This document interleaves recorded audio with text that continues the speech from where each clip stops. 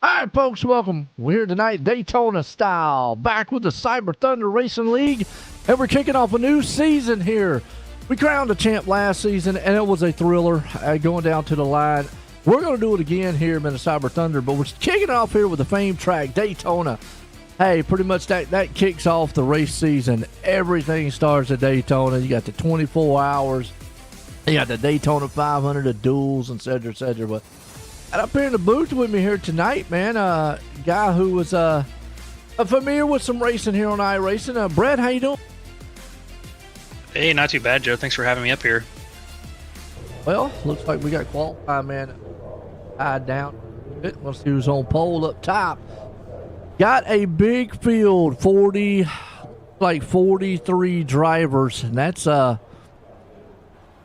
huge field. I mean, to come out here on a super speedway. A couple things I talk about when I talk about Daytona, Brett, is I qualifying.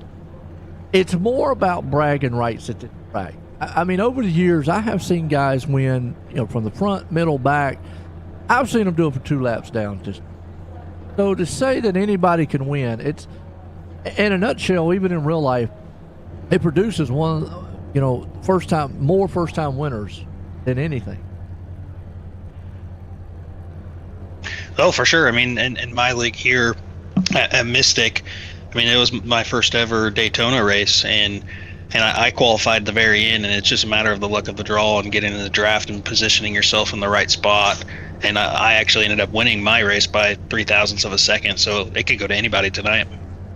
Absolutely. We got a big field, and that was that old saying about Daytona. It's not if, it's when the big ones happen. We'll have to see what transpires there. What's going on out there, man? Legend. Appreciate everybody tuning in as we're getting set to go green flag. Kicking off a new season here. The Cyberr Thunder Tuesday League here for the trucks. I got to appreciate Amanda Sherman out there. I talked about her a couple times last season, and found out a little bit about her right there. Corey Sherman, significant other out here, but she's sponsored the race here tonight for us. Thank you very much. We do appreciate that. A little insight on what we got. We got some stages tonight. And at stage 1,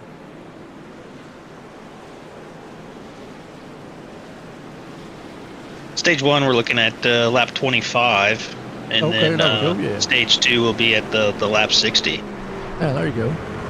And if a caution was to fly, 5 laps in between there, which will be 20 and 55. They're going to call that the caution. You know, do you like Daytona, Brett? Oh, I love Daytona. It's where you let the bald eagles fly. It's an interesting track. A lot of guys come out for Daytona, and I guess it brings that aura out because it pretty much gives anybody a shot. And I know that's kind of bad to say, you know, well, what do you mean, you know, you're taking away from all the other drivers? No, I mean, it's just a product of this racing. It's side-by-side, 2x2 style racing. You've got to put yourself there in a position to win. Well, first off, you've got to be there at the end to win, and we know it's not if, it's when maybe a big one happens. You got to avoid those crashes. Oh, for sure, Joe. I mean, yeah, with this type of super speedway racing, you're going to have to make sure you miss those wrecks to not get any damage, to put yourself in the position to get those win or stage wins in general. Absolutely. Getting around. What's up, Bridget? How you doing out there? Let's see. Team Tanner. Turn in bum. A bigger screen or something, though, folks. I'm going to tell you what. Pace cars in. We're going green flag for the first time tonight here at Daytona. Here we go. Ethan Milwane, the man out front with old Dalton right there behind him. Green flag flies. We are racing out here too, and already good start up front. Patience, that's a word that we need to use here right off the bat. Gotta have patience. A yellow flag already out. Got a mess on it. Red. See, I got a feeling out. Right here on.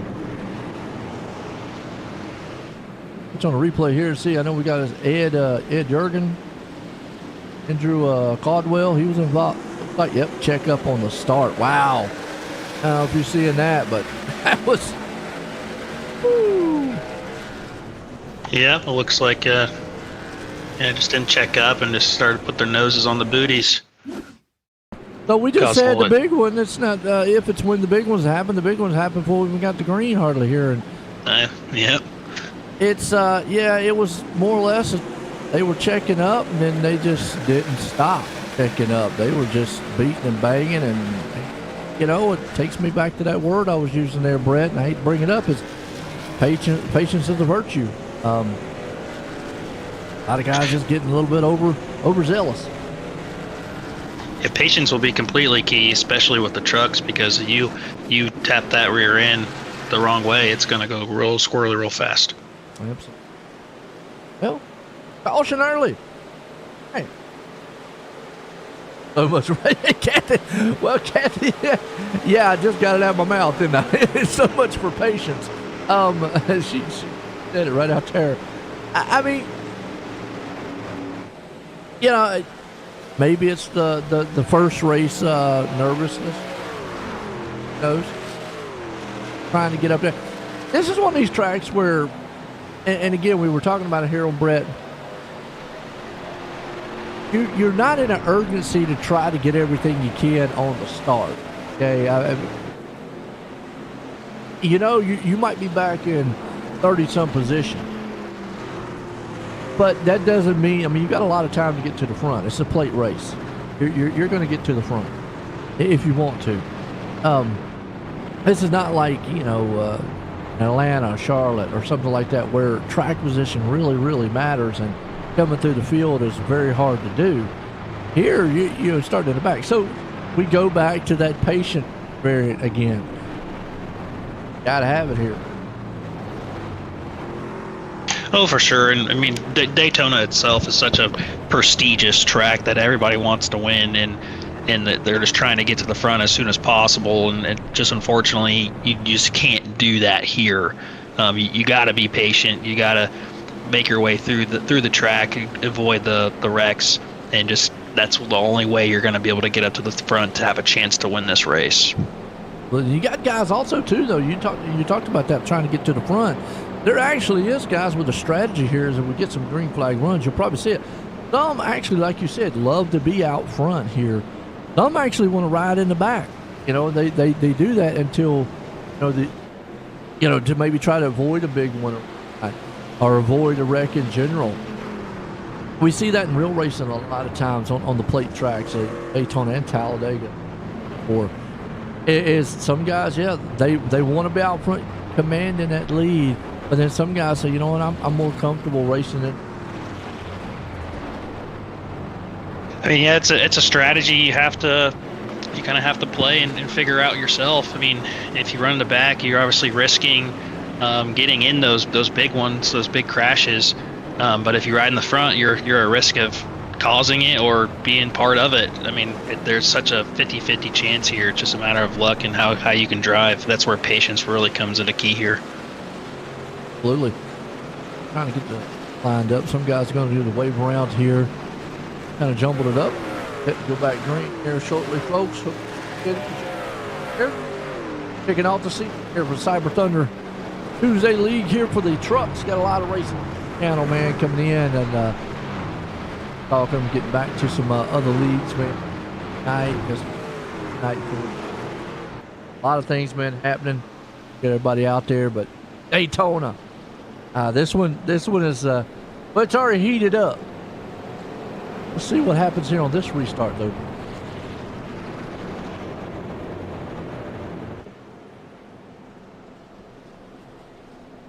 Yeah, it looks like they're going to be delaying the caution here, Joe.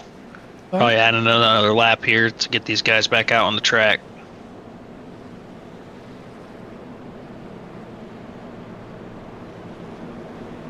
And I guess you could say fireworks or racetracks. We'll get a little look at some of these paint jobs too. I like doing that race. If anybody was here last season, followed along with how it was. I mean, I love pointing out some of the sponsors here. Again, got to appreciate Amanda Sherman coming up here sponsoring the race for us. She didn't give us a name. They had some wild names, Brett. For some of their sponsors, didn't give us a name for this one, so we'll just say the Amanda Sherman Daytona race. Looking at the number 3, the front of it says the Shermanator. The Shermanator, okay. Well, that's Cody or let's see here. I think it's Cody or number Corey, 8 car. Corey. Maybe it was 80. I think it's Amanda. Yeah. Yeah, she was in a Mountain Dew machine there for a long time. Savage Edge, I see right there. She's back in the Mountain Dew machine. Corey. I'm sorry. It was Corey Sherman. His says the Shermanator on the front of it. Oh, I got you. Okay. Yeah, I see it right there on the top. Yep, on that Toyota. All right. Well, like I say, if anybody has not been following, yes, those two, they are significant others. I was trying to put 2 and 2 together on how they were related all last season. And finally, I think it was Corey or one of them chimed in, and Amanda said, yeah, we're husband and wife. I said, oh, okay, cool. Brad, I know you're new up here in the booth with me, man, but that's one thing I like. I love the family members out there coming out here supporting their drivers. Got a lot of, it doesn't matter if you chat or not. I know a lot of them watch, mom and dads, all kinds of family members out there. Some chat, some don't. And I just like it. I mean, that means you're getting out here with your fans, you're getting out here with who you want, whether they win or whether they're not. But this is a track where, I'm going to say it, it's not the most popular thing to say, but anybody can win here. 100%. And like you said, I mean, it's as a driver myself, when you're racing, you're getting text messages and messages from friends and family talking about the race. That's one of the coolest things. So that's why I really enjoy the broadcasting you guys do. And it's just something awesome that can get you just one extra step into the racing community. We're good set maybe here to go. Yep, should be coming to the green. Got to keep those bald eagles contained, though, so we don't have another incident.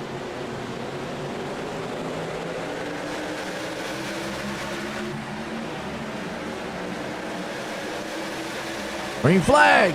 Back racing. Yeah, looks like we had a good start here out on the bottom line.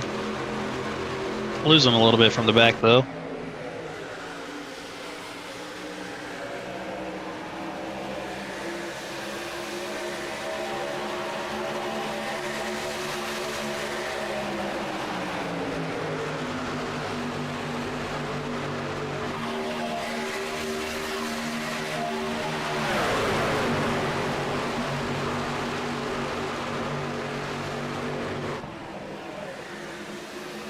That's right, Alex. Proof anybody can win.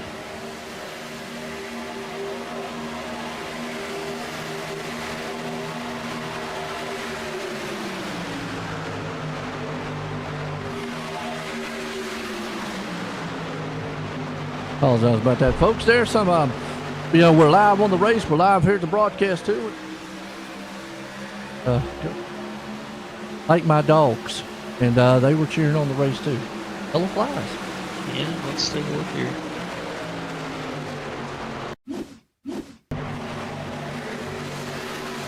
Chris Wood back. Oh! He gets hit hard and almost turned upside down. Seven go.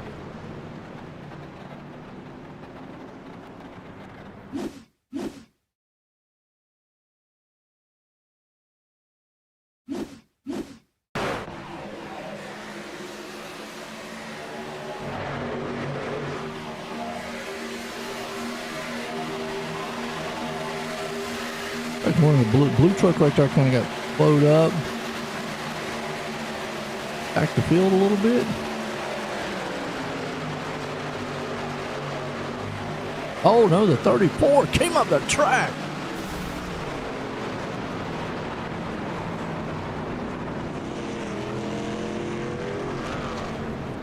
Oh, that's Tom Ricker. Oh.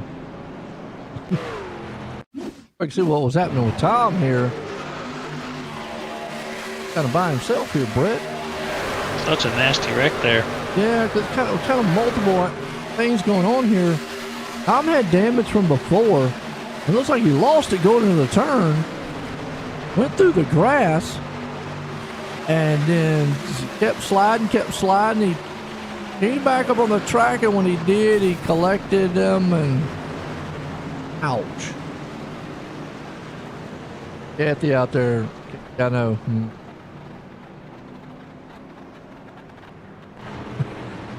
Man.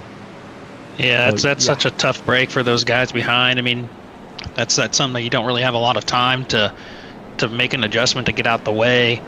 Yeah, it's tough for them. Really.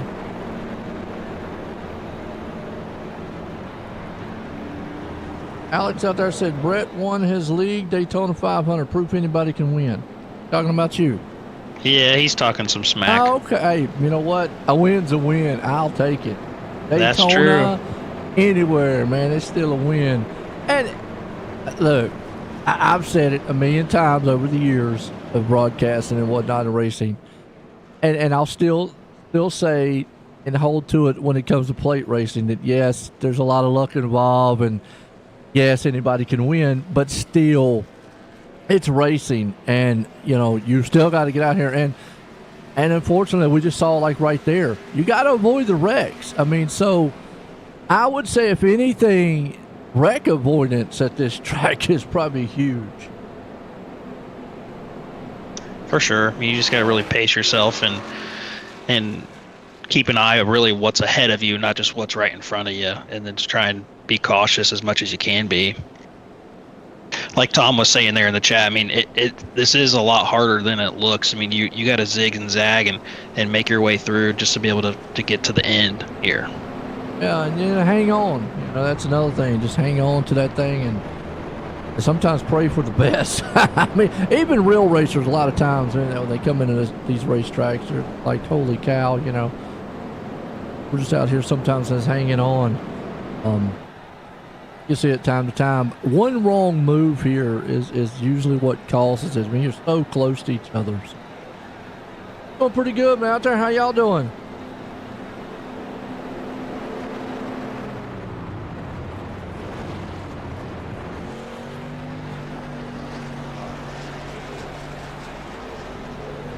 Alex out there. Fortunately, That's the 23 A&C Motorsports truck. Yeah. Yeah, some guys are going to have some good nights, some aren't.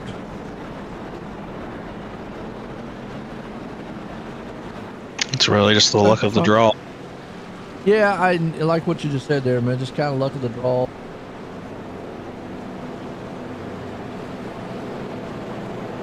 Like you said, just kind of look at the draw, man. What's going on out here? So, good set, man. To go back green.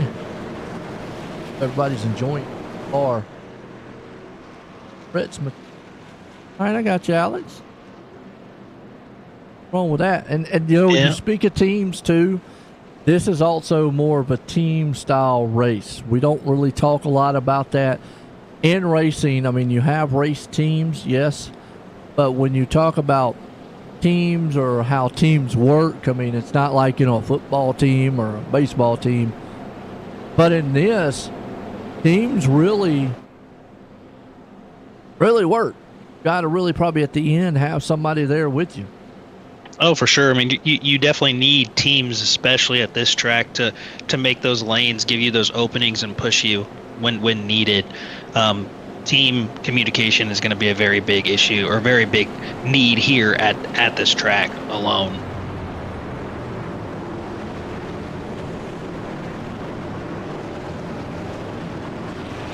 Are we getting set to go back green?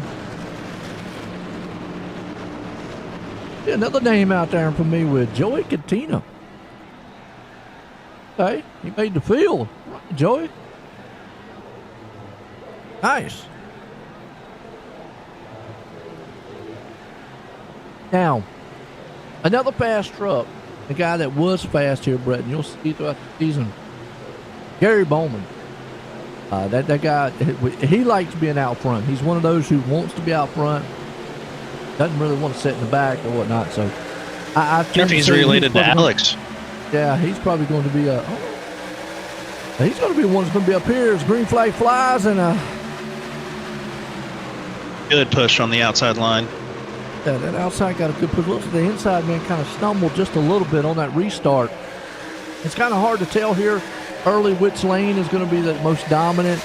You know, a lot of times when I talk about the outside lane, I don't know when you raced. When I raced, it's been a while back, I tend to like the outside lane kind of drafting here because I feel like I can see more down the track than I can, you know, being up on the back end of somebody on that lower end. Oh, for sure. I mean, the outside is exactly like you said, Joe. I mean, it's a good position to be in, to be able to see, but the only negative downside with an outside line is being able to break to that lower when that big one happens. Absolutely. And kind of, for you to see what I'm talking about, you see how he's going in that turn, you can't see that apron. If he was like closed right on the back door of the truck in front of him, you would not be able to see that inside. And a lot of times you can hit that inside apron, as opposed to, you see right here on the outside, you can see the apron and everything. I just felt more comfortable up on the high side, but I'm like what you said, avoiding wrecks, trying to get out of the way on that top side really is difficult to do a lot of times. And plus, you know, is it the fastest way around? That's kind of been subjective, you know. I think you need a little more help on the top side than you do the bottom a lot of times, but we'll have to see as this race goes on. What up, how you doing, man? Yeah, so far, well, it's been a 5-star race so far. It's been a wild one. We already had a couple of cautions early on. Had a big one even before the start of the race there, kind of a big little checkup in the back. But so far, these guys look like they kind of got it going green flag so far. You got Cody Heinzman, who, man, I tell you what, last season was a bad fast machine. He was one of the rookies here and actually took it down there for a shot for a championship. Because right now you still see everybody. This is what I call textbook style patient drafting. You're about a half a hood off of each other. And this is kind of what you do at this point in the race. I feel like anyways, Brett, that, you know, this is just your riding point here. Is it the most exciting thing for drivers? No. Or viewers, that matter. Especially because when you got 3 wide back here in the back. But it is what you got to do to be there at the end. Yep, you're just cruising, just trying to get to where you can be to make that move here towards the end. One thing I'm kind of curious on is their fuel here. I know they're running on a 70% fuel strategy, but I'm curious on how many laps they're getting on each fuel cycle. Well, if my math is anywhere around 100% fuel in real life, I think they can go around about 30, 35 laps a day. So I think we might see fuel, as you see back here. Well, they're 3 wide racing hard. Probably going to be with each stage. Yeah, we'll probably that's fuel. what that's what I was about to say. Well, I saw that 3 wide out. Stuck his nose in there. Made it work. 55 machine did. Trying to get a little dicey back on the back. But you're right, just back to what you was talking about. I'm with you. What I saw last season was a lot of times some guys might pit right before the stage, or they would pit with the stage and go in. So really, the last pit stop is the one that really came into play last season. For the first 2, they kind of went with the stage, but that last one was so far out that it really was, okay, what was going to do is they are 3 wide already up top front. Bowman and company, that they got split in the middle there, the 24 machine. Well, this is where you get dicey at. You got them way high, way low, and in the middle.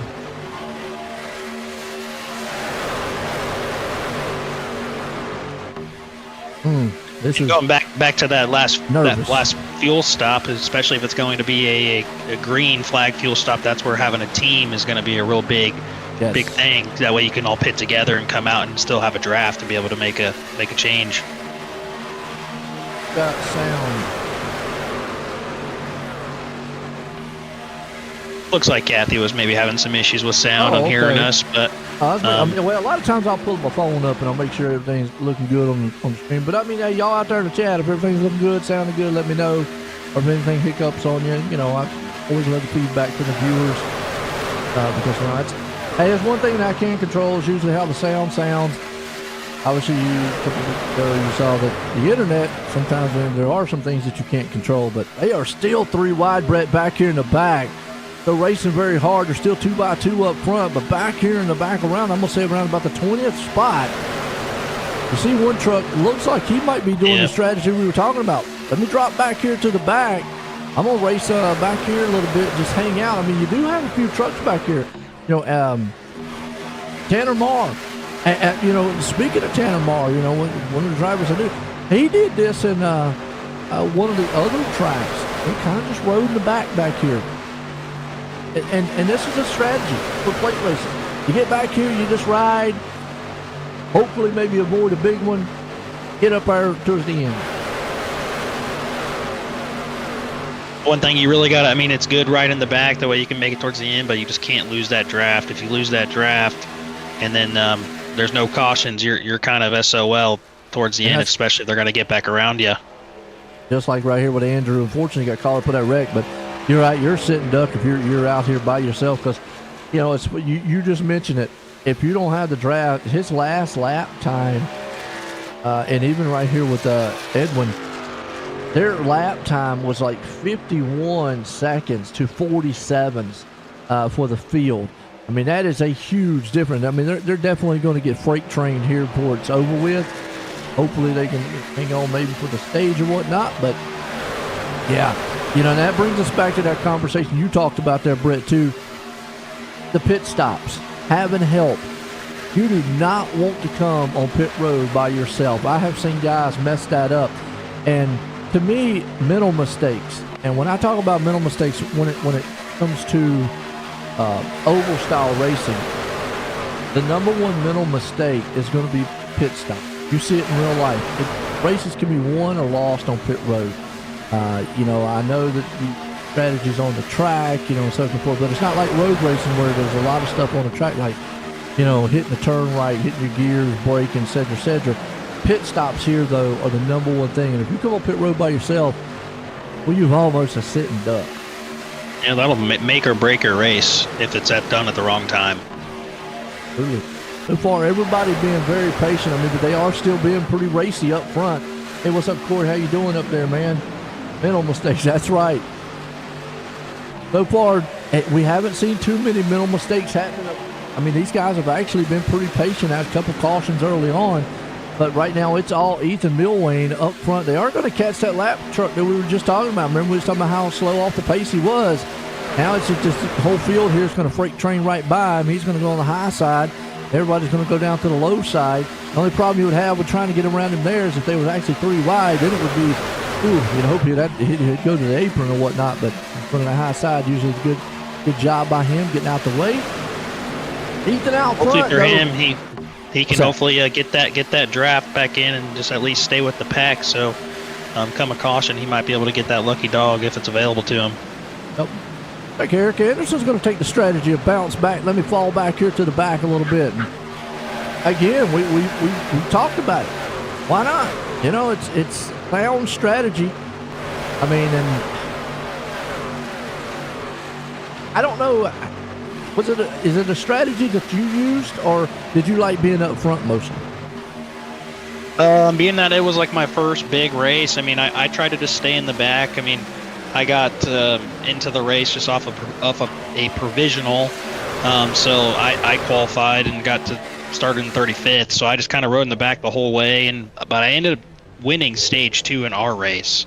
So it's kind of I think once everybody's kind of making its way through and you're getting through the laps, everybody's getting a little bit more comfortable. At that point, you can start to race a little bit more than what you would want to at the very beginning of the race. You know, we talked about before with the fast fixes there, Brett, and it's just curious here because Tom Ricker, remember we saw him getting involved in that wreck early? He's still on pit road getting repairs. I'm wondering, did he not click on the fast fix, or did they take that's the what fast I'm fix wondering, out? yeah. Yep. I'm not sure. I mean, I've seen times where we were in the pits and you don't click on the fast repair fast enough that it just starts doing the optional repairs at that point. Well, I'm looking too. There's some other guys who were involved in those wrecks that are out of the race already. Chris Ward, hope I say his name right, Wad. Say Chris W. For sake of anything. Matthews, Weezy. We see Tom still on pit road there. Ryan Hodges, Chris Bucky. But not only that, is we have seen some damage on some other trucks who were involved that didn't fix it. Now, you have the power to see as they are back 3 wide up here in front. Can't see it right now, but did they give him a fast fix? I would say no, Joe. I mean, looking at the guys here on the track, I mean, we have Ryan Hodge and Tom Richer and Chris Lucky. I mean, all 9+ laps down. So I would imagine that there's no fast repair enabled here. Back. All right. Hudson up maybe 10. And here. And he's off the track. Another 98. They're still going. Back here. Up on the replay. See what happened. Right with old Stan. He's in that 82 machine. Actually kind of up front too. That's what happened to him. The 3 wide. Just said he went off the track. Him right there in that 82, that black and white machine. Didn't mean to have a little help. Bump drafted. Yeah, looks like a little checkup, and then just nowhere to go. He got into the Vagisil machine. We were talking about that one before. And, well, that is the weed truck, too, by the way. Hemp. I knew it. Remember what I said earlier before the race? Hopefully he ain't smoking. Cornbread. There we go. I like showing off paint jobs, folks. I know. And he's got a very interesting one. Cornbread. Hemp.com. There you go, Brett. Go pour you some. Well, I mean, the good thing about that. Flag, by the way. Yep, should be. Yep, that's the stage. Yep. Stage are up here. Hey, look, we've got that long green flag run sitting up here talking, and man, the stage came on us just like that. Luckily for some of the guys in the back that just went off the track. Stage was actually to come up here, but the stage winner looks like it's going to be Cody Gibson. Man winning it here. A first stage here tonight, lap 25. There's the end of lap 25, and they took that stage caution here. Unfortunately, Kathy, it looks like Tom's looking like he's getting repairs. If Tom's out there listening, maybe he could chime in on the fast fix thing, or send us a message. Let us know. There's supposed to be 2 of them. Whether or not they put them now, to me, I think we've talked about this real quick here, Brett. To me, I like it when they have none. Maybe one, but with none, because I think a lot of time it calms the drivers down. They're like, okay, I don't have a crutch to hang on to, and might be to be a little bit more careful on the track. Still things happen. It's racing. You never know. But still think it kind of maybe sometimes calms them down. But it's unfortunate out there for Richter and company. Been a good one so far at Daytona. We're at a stage caution, and folks, I'll tell you what, step away, take a quick break. We'll be right back here in a few. And then if you want to, just a little bit about how the foundation helped you. I was in a pretty serious deal, as most people know about.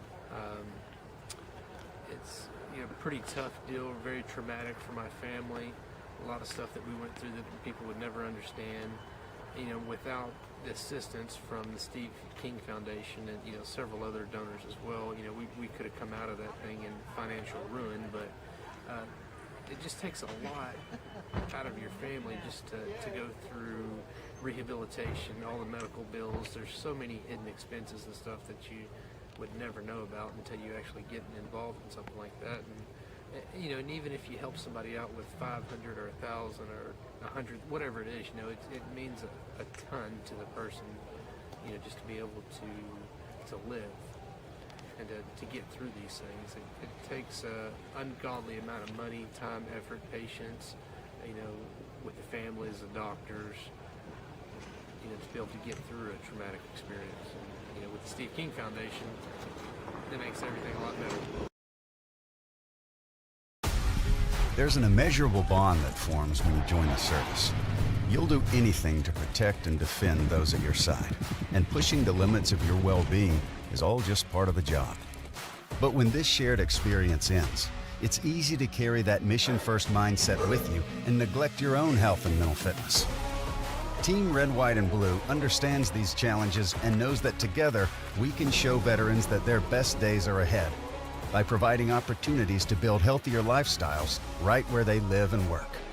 Through races, service projects, workouts, and a cutting-edge mobile app, our members develop a sense of camaraderie and mutual support. With a growing force of over 200,000 strong, we invite all veterans, families, and non-military supporters to start putting their well-being first. Team Red, White, and Blue is forging America's leading health and wellness community. Will you join the team?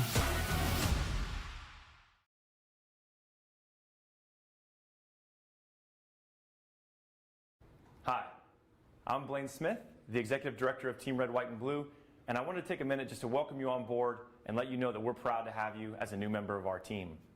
This short video is a way for us to give you an idea of what you can expect from your experience at Team Red, White, and Blue, and also what we expect from you in return. Something that's really, really important to the fabric of our organization is our Eagle ethos. It's just 6 words, but they mean a lot to us, and they guide us in all we do. Those 6 words: passion, positivity, people, commitment, camaraderie, and community are more than just organizational values. They're what we're all about and what we strive to work for in all of our programs and in every single one of our interactions. The next thing I want you to know is that we are an inclusive organization by design. We're open to veterans of all eras, of all ages, branches of service, combat experience, as well as active duty service members, their families, their friends, and just supportive members of the community that come out and take part in our mission. Every single person is important to what we do. All are welcome, and we look forward to seeing you all out there.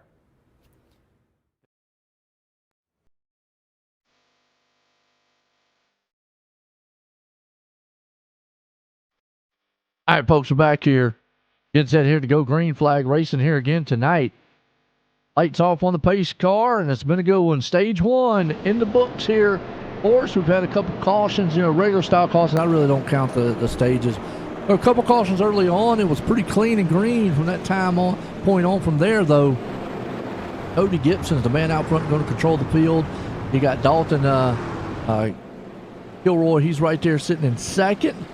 Dakota Wilkins, he's going to be up there in third. Stephen Burnett, he's going to be in fourth. Joey Katina, and that's a name I know. Actually, he is a league owner of another league that I used to do a lot of. And he loves plate racing. He actually, I don't know if he does it anymore, but he actually in real life did the ARCA plate racing for a little while. Talladega. So pace car's off. Here we go. Let's see what we're going to see here. So we're looking for stage number 2, lap 60 here tonight. Green flag flies. Everybody gets going pretty steady here.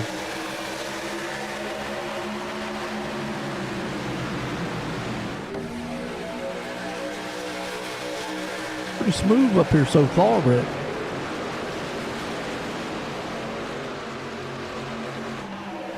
Yeah, Joe, you were mentioning earlier about the fast repairs being like a crutch, and you're exactly right.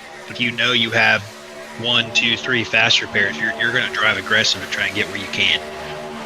Yeah, and again, we don't know 100% out there too. And what we're referring to, folks, obviously we're on a virtual world. There's some things, we can do a little bit different than we can in the real world. It's not life-threatening out here too. So, basically they have the option in some leagues, some don't, to give them what they call fast fix. So basically it's just a reset. If you get in a wreck, you can pull the backup truck off of the trailer and get back out here racing again. So, it's all league discretion. Really doesn't matter. Look, man, I'm curious in here too. Greg Mitchell, he was one of those ones who, very fast guy in the series last season here at the Cyberr Thunder Racing League. Back here in 13th spot. A lot of people might say, well, man, back 13th, man, he's not doing so good. Again, go back to this is plate racing. He might just be riding right there right now, just kind of enjoying his time, or biding his time, and not wanting to get up there in that mess we've seen. They're racing pretty hard for that lead up our Brett. Yeah, it looks like they're getting a little squirrely there right there, too, coming in the tri-oval. Oh, you've got Cody, man, right there, Gilroy Wilkins and company. You see, my man's right there on the back end of the Flaming Cheeto machine. Looks like he's going to try to stuff his head in the bag a little bit. He is, now he's going to go up to the top. We don't see that very often. Usually the guy that has the low line, he don't opt to jump up there to the top and help. He usually wants to stay down there on the bottom.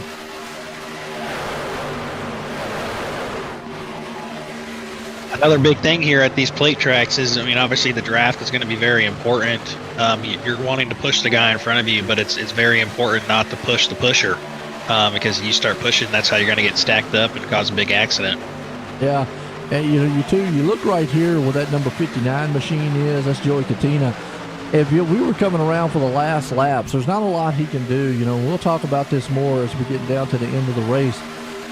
At this point right now, you can't go below the yellow line. He can't go up top. He's got trucks right there beside him. So if you're coming around, you tell that dude in front of you, hang on because I'm about to push you for everything it's worth. At this point, though, I talk about bump drafting. And down the back stretch, maybe in the front stretch a little bit, yes, mostly down the back stretch. But going into the turns, through the tri-oval, that's where you see a lot of trouble here on plate races. Guys get up there and bump a little bit, and it doesn't take much to send one of these trucks around. Absolutely, and it can be very deadly in the tri-over as well. Mainly, you just kind of want to do it on the backstretch, and really the only time you should be kind of bumping and pushing on the corners is going to be coming to the final laps. Absolutely. I always say last lap, man, is all fair and love and racing at that point, man. It don't matter, and that's what I'm trying to tell you. Like, right there, where he would be at, on that inside, he has nowhere to go. So you basically telling the guy in front of you, hang on to it, man. We're coming to the checkered flag, and we're gonna, I'm gonna push you for everything that's worth. So just hang on. Obviously, that would be at the end of it. But right now, you definitely want to say, hey, look, I'll push you down the back stretch. Be a little careful going into the turns because we definitely both don't want to wreck or get caught up in a big one here in front of you. Now, right now, yeah, he could. He has the option to jump up to the outside. We already see the outside getting a lot of shaky right there. See the Cheeto machine. He's going to fall back a little bit. They're going to go 3 wide again. Now they managed doing this one here. Well, now he lost his dancing partner there, Brett. Not sure. I didn't really catch that when that happened, but that could be one of those instances we were just talking about. He got pushed going to the tri-oval, and it pushed him right up. So and they just didn't follow him. So he's got to be pushed back to the back of the pack now. At this point right now, if I'm Cody, I'm probably thinking to myself, you know what? Unless I just want to try to get back in line, why not just drop back to the back, ride a little bit, settle down, get back, my head back into it, because where he's at, unless somebody comes up there and helps him, it's usually you don't go through what he. Right there, he's got the perfect opportunity. Closed up so quick. Yeah, it did. Ow. This is where it's good. It's imperative to have a teammate. I mean, they can make those openings for you to get back in line and keep that draft. Absolutely. You see him still, man, going back to the back. Meanwhile, Katina up front right there along with Wilkins. On side by side with him. Everybody's just 2 by 2. This is about as patient as you're going to see the field right now. Everybody's just riding. I call it kind of textbook style drafting. You see about a half a hood to a whole hood, a car length off each other. And not up there, man, putting their, trying to put the radiator through the back end of the trucks. On the last lap, hey, that's what you're going to see. You're going to try to get as tucked up as you can. Here, just want to be patient. I mean, it's a longer race. We're at lap, 36 right now. And halfway to the next stage.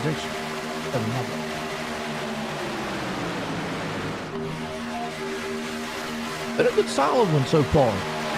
With the early on incidents it's been pretty clean and green. One other thing,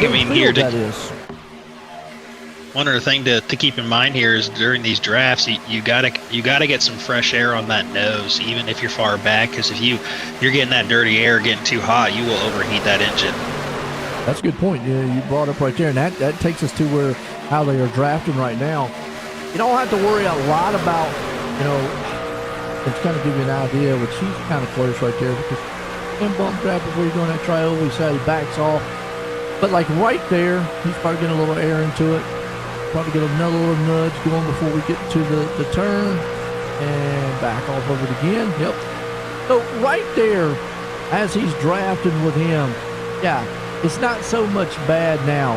Where you will see it is when we get into those, last lap. Now that's a little dicey there. But the last lap and whatnot, yeah, you're going to be tucked up on that back end. You don't care, man, if that water gauge goes pegging. Yeah, typically that's why you'll see in these lines, you'll see these cars be peeking out, these trucks really, just to get some fresh air to keep those temps down. And when you do that, you got to be very careful. You saw right there on the inside lane, the number 67 looks like it was doing it. You don't want the other guy to maybe try to, stick his nose on the inside of you. Coming way down there, Joey Tina did. He dropped down, hit the nose, hooked on the 44 machine to try to take the lead. Out front here, they're going 3 wide there on the top side. Got no help. He's going to have to drop back. Here you go. That outside lane's bringing it to life.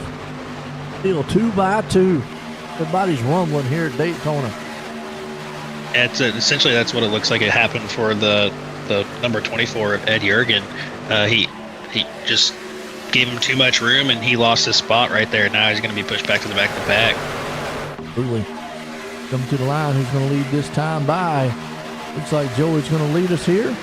One of the biggest differences between this track and Talladega is this track, the start-finish line is kind of in the middle of the tri-oval, and I think Talladega is right past the tri-oval, so you have a little longer distance to go at Talladega before you get to the start-finish line coming out of 4. But like some help on the top side, but he is ricocheting off the wall, and we got a truck around. Oh, the 13 machine. Jody Garrett. And I have to rewind it because of incident with him. Rewind real quick here and let y'all see. And another truck got up into the wall. He went up high and then just got clipped and then almost went over. Luckily that truck didn't tumble. We got off the racing surface, so no caution. That's a good job. I like that. One of the things I do like about Daytona. Truck spins way down on that apron like that. No caution. Cautions are kind of long with these tracks. It's a good thing they took that grass out too on that backstretch. Yeah, that's another thing. Not the thing might have went over, like you said. Meanwhile, man, looks like on the top side there, they got some help trying to form up. They got a 4-truck freight train coming on to the top. Let's see if they can bring it to the front here and make it 3 wide. A 3 wide around about the 5th, 6th place spot. Be interesting. Do they get any more help? They do. Well, they thought about it. They put him in the wall, and they go to the wall, and then I do not know how. That was not a big one. Wow, yeah. That Vagisil card definitely came in clutch.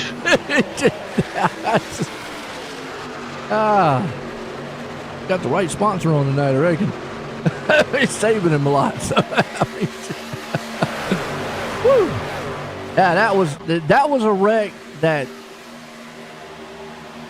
probably should have happened that didn't happen. Great save by those drivers, though. Yeah, thing about going 3 wide here, I mean, you have to hold your line. If you get squirrely at all, you're just going to cause a big one. Yeah, absolutely. Thought right there. It looked like a little hesitation on one truck that wanted to go up there 3 wide with them and didn't get up there in time, and it kind of checked up that outside lane, and the one got in the wall, another one got there, and the next thing you know, boom, boom. It's just a ricochet effect from that point on. You see right now, Patina out front, Chapman on the outside of him. They're still hanging on 2 by 2. Can you say that on TV? Well, I don't know in real life if it's actually that call. Well, I don't know. They're wrong with the Vagisil feminine products. Yeah, I mean, They gotta get some sponsorship. Yeah, I mean, we got beer companies, hemp companies, and Hemp companies, some cornbread. Cornbread. I mean, so. I mean, yeah, we're going to keep it PG-13. Family friendly up here. So, I mean, right now the guys over and out front, and the races look good. I like talking about a lot of the sponsors, the guys out here, because that is something, Brett, that from doing this broadcast up here and from iRacing, when I started, iRacing, I'm not going to say it wasn't popular, but it was nowhere near popular as it is now. As one truck going way off. That's Ethan Milwane taking a ride off the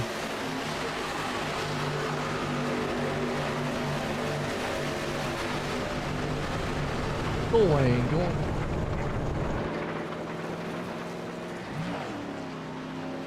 Another bump draft, I think, man. Let's see if we can't get an idea. Is right there in that 37, so he actually had to come from the top to the bottom. Luckily, he didn't clip another truck. He was up front, too.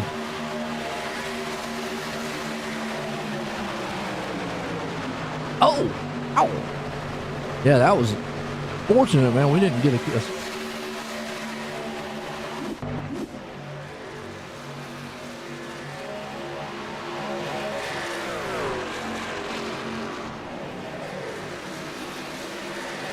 But basically what we were talking about with like a lot of the sponsorships here, Brett, what I've seen back with iRacing is basically an explosion. And it really happened around 2020 in that area with the NASCAR right there and all in that COVID. Stuff. Yep. Yeah. So before that, yes, there were sponsors and whatnot, and wow, boom, right in the wall. There you go. That's going to be a caution. That one out. Dive there a little bit. Looks kind of like another little bit of a patience thing. You're just not wanting to check up to give the guy any room to come back down. That's a bit more time.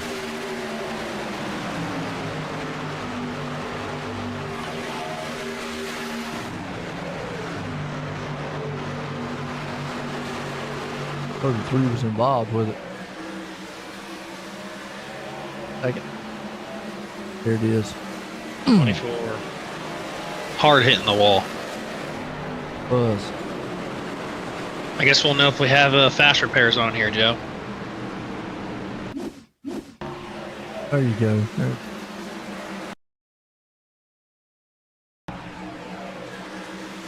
Yeah, 24 just went wanted to go 3 wide, stuck his nose in there, hole closed up on him. Typical Yeah, see, this is plate what I was racing there. talking Wow. about earlier about running that high line. If you look at the number 33 car, he was on the high and he tried to stay high, and you just can't anticipate the car going down, coming back up, and you just have nowhere to go. So unfortunately for him, he got caught up in that. Yeah, and it takes you back to that word, patience here. Sometimes you might think there's that opening there. Plate racing, sometimes it closes in on you. See it right here. Yeah, he just goes in, and I'm not quite sure what the thought process there was. Nothing you could do. Hard to walk.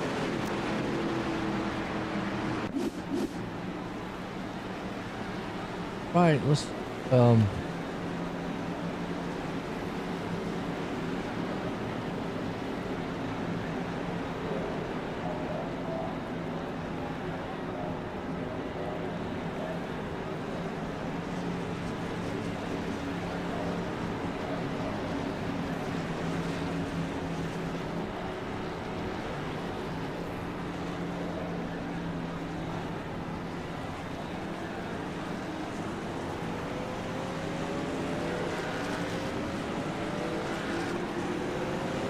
a lot of trucks on it.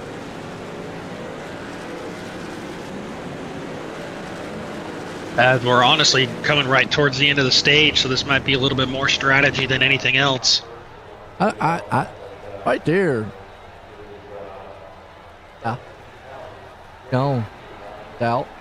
6, that's a good one. Bob with that.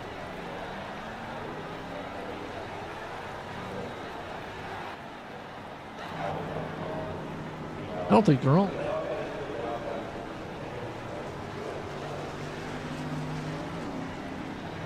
Which will make it interesting now then. You know, I kind of like that because it makes more strategy style racing. You're right. Lap with a caution is tonight. For the most part, it's been a good strategy style race. Now, this brings up the question. We talked about pit stops. I'm still going to say during the stage, you come on pit. Even though you pitted here, you're still going to come on pit road. I'd say one of the main factors here at Daytona, I mean, it's not going to be purely your tires. It's mainly going to be fuel. Tires do pretty well here. I mean, we're looking at a track temp of 87 degrees currently. So I think more of anything, it's going to be a fuel strategy that they're going to need to focus on, especially on that last stage going into lap 100. That's a good point you bring up there, too. Unlike in the real racing, for some reason on the plate tracks here at Daytona and Talladega, you could pretty much go a whole entire race without changing tires. Normally under green flag stops, you see them change too because you got to fill it anyways.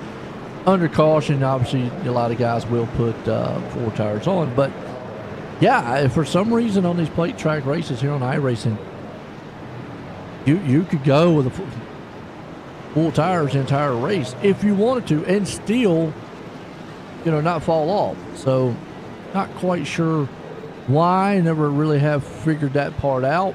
Just, in real racing, yeah, even though this is not, even in real racing, this track still is not a tire chewer.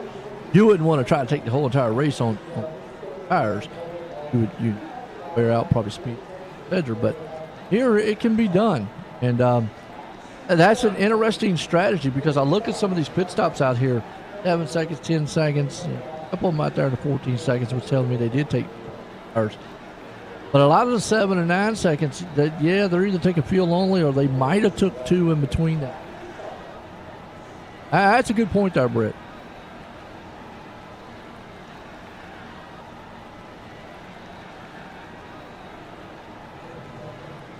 Caution.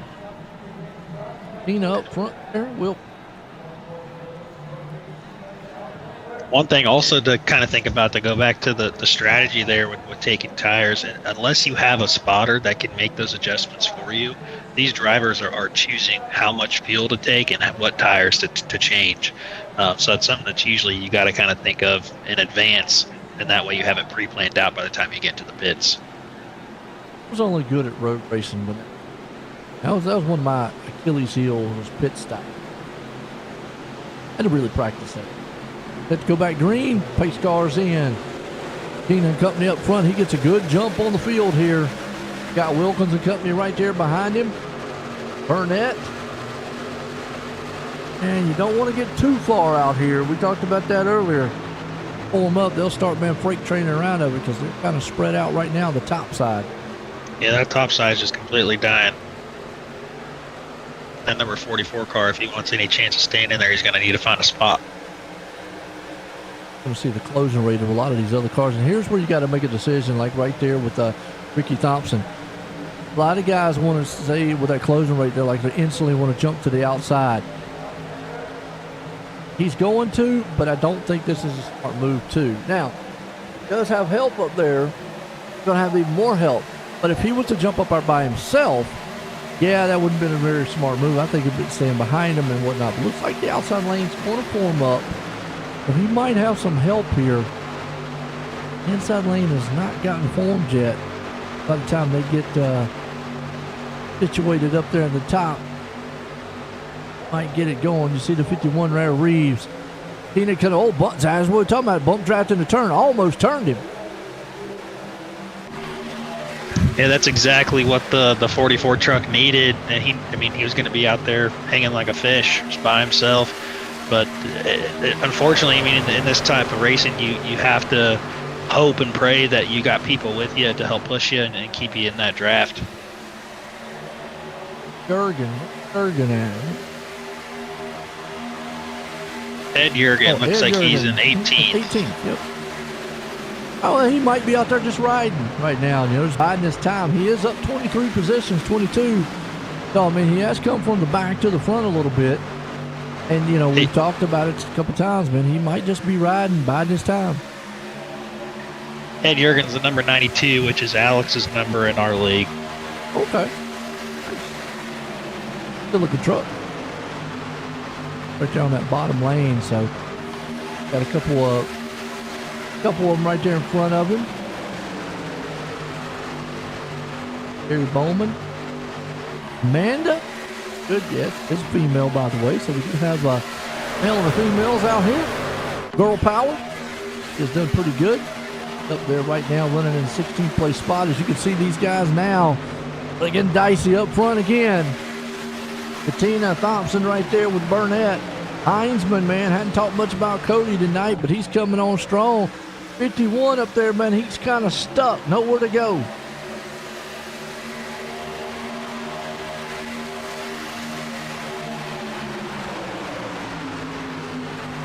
Just give y'all a little heads up on, probably wondering why the sticker numbers are different than the truck car numbers. That means that these guys are running custom numbers. The only way to fix that, because there's nothing I can do on my end, iRacing takes their actual numbers from them. The league would actually have to put in individual number drivers out here in order. I'll just give y'all a heads up out there why y'all are probably seeing like, what? Saying,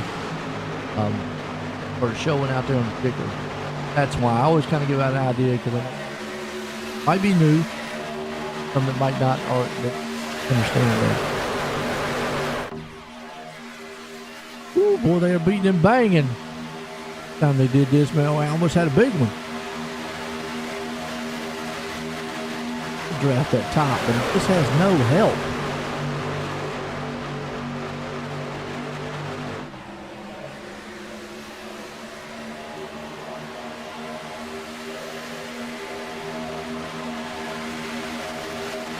Aggressiveness coming to that front. See that guy right up there on the top. Justin Peen. Just drop on in there. Safe bet.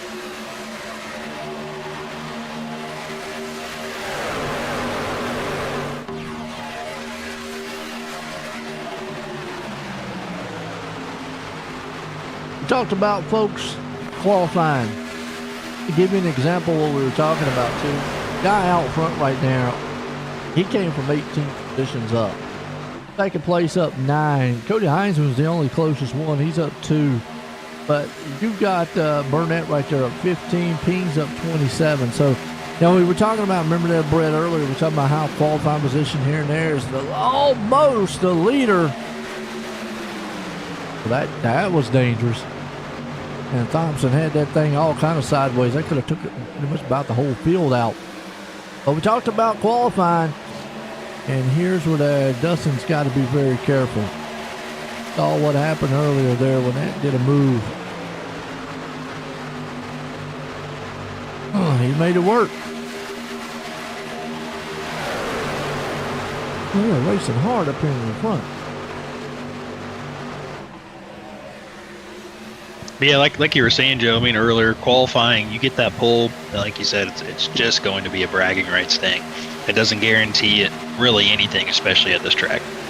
And you see, looks like the man out front right there is going to be the man. It's showing. Yep. Reeves, excuse me. There. 21, but he's in the 51.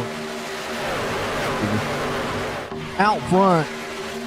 Racing tough, man. He might want to try. He looks like he's trying to go maybe for that stage. Get as much stage as he can. Katina's going to take the top spot back from him. Cody Heinzman right there along with him. Dustin Pines coming in the mix. Greg Mitchell. Remember I talked about those two guys, Greg Mitchell and Heinzman. Man, those two guys went at each other at the end of last season for the championship, and it was a while to finish it off. Looks like they're going to be back up there again for this season. But still good side-by-side racing. Coming across the line here, we're getting hit close to stage number 2. We're looking at lap 60, or if there's a caution here between it, it'd be the stage from this point on. But lap 60 is what we're looking at, Brett. So far, these guys, man, have been pretty patient out here, but you can start seeing them get a little bit dicey. And look at that move to the middle. Yeah, he's got no help unless he gets somebody to come down there and help him. One thing to keep in mind is here, during these stage finishes, they do close the pits around lap 58, about 2 laps before the stage ends. So that's another thing where you got to kind of figure out your strategy. Yeah, that's why you see a lot of, sometimes the guys will come in a couple laps before. Some will actually stay out and do it actually when the caution does come out, and then they'll come on down the line. But man, you meet in the middle of a sandwich right there. No help in that middle. We'll see if he actually gets some, because everybody's forming up on that high side. And not really familiar with the driver in that 51 with 29 of Mike Reeves. But from what I'm seeing so far, and remember I was talking about how we saw kind of, tendencies of guys out here racing, looks a little more of an aggressive style racer. Nothing wrong with that as he gets a bump. Almost got that there. Woo, bump in the back of the turn. We talked about that one earlier too, but a little bit more aggressive. And sometimes that might tell guys, I don't know if I want to work or draft with you, but man, these guys up here, oh boy. About 60 laps in, you can tell how somebody drives, and looking right there at the 51 with Mitch Reeves. I mean, we thought he was a loner. He was just stuck by himself, and now look at him. Now he's running in first. Coming to the checkered flag, and it takes us back to you got to be there at the end to win it. So you don't want to take yourself out. I know you want to win this stage. You might want to get those points or bonus points for it, but you also want to get out there. But what I was going to take it back to the point of two is, some guys see how you race, and they're like, man, look, I don't know if I want to, this is a team-style race. You've got to get guys to work with you. And sometimes guys, they'll see, I want to work with that guy. Sometimes I don't, but, man, they are racing hard. I don't know who's going to survive or win this one. Looks like we got Stephen Burnett at the number 5 at that stage, just by the nose. Yeah, they was getting wild. That's going to kind of set us up here for what we're going to see at the end of this one, folks. So far, too many laps left. Well, and I go along with you out there, Alex, to run 3 wide this early on. And a lot of it was attested to that stage right there, too. I don't think we're going to see a lot of 3 wide racing. Maybe 10, 5 laps to go, so forth, so on, to the end of this one. I think a lot of it was due to, hey, I want to win the stage. But I get it. Bonus points for the stage, but I want to win that race, too. Yeah, I mean, getting those stage wins is really going to help you out because, like we said earlier, I mean, just winning this race is going to be a matter of pure luck. So if you can secure some stage points, that's a win in my book, at least. Folks, under stage caution number 2 here tonight.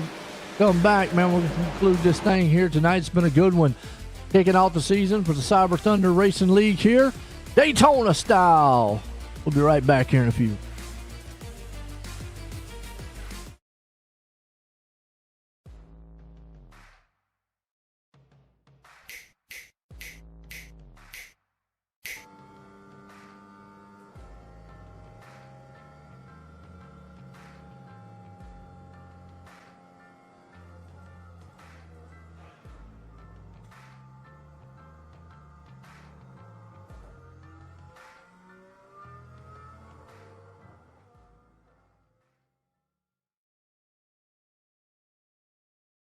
Hi, I'm Blaine Smith, the Executive Director of Team Red, White, and Blue, and I wanted to take a minute just to welcome you on board and let you know that we're proud to have you as a new member of our team.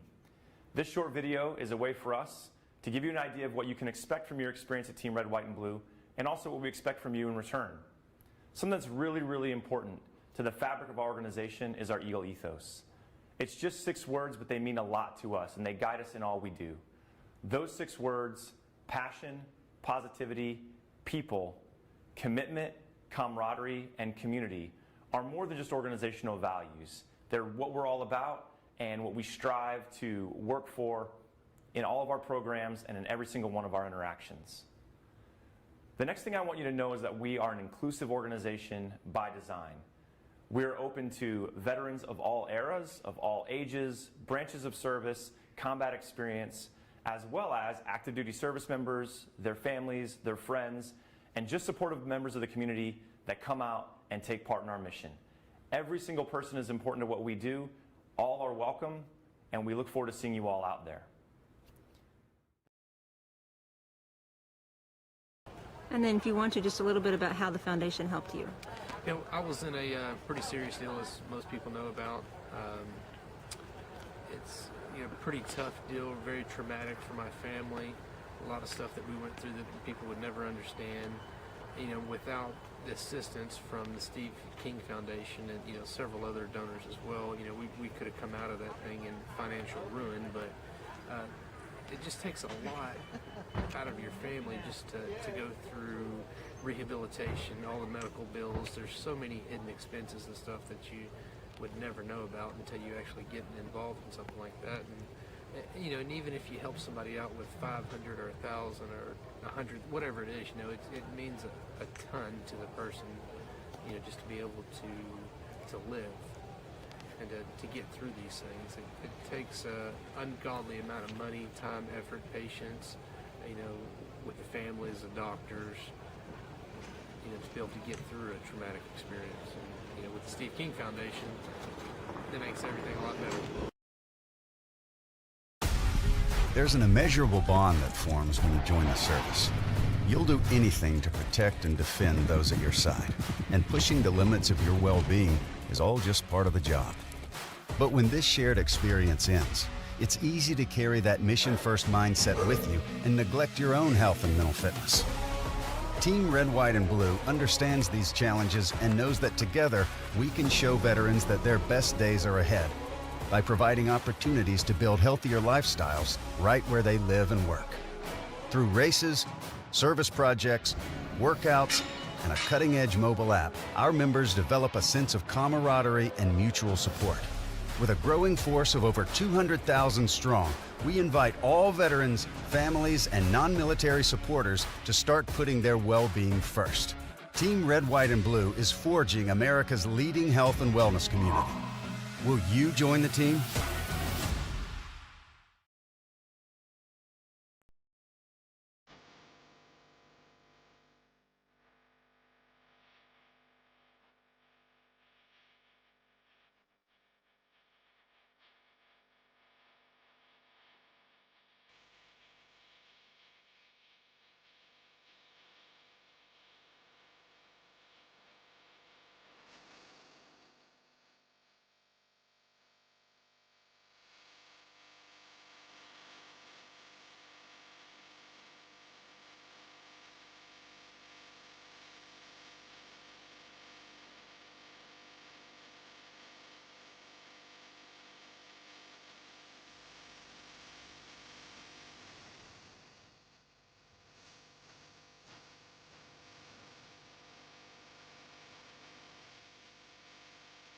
All right, we're back, folks. Getting set here to go back green. Lights off on the pace car. And Brett, it's actually been a pretty good race. I mean, we started off there a little bit rough. The guys kind of, checked up a little bit, had a little big one on the start. Maybe 1 or 2 cautions after that. But besides from the stages, it has been fairly consistent up front. We got Burnett right there going to kick us off to green flag. But now we know kind of where pit stops lie.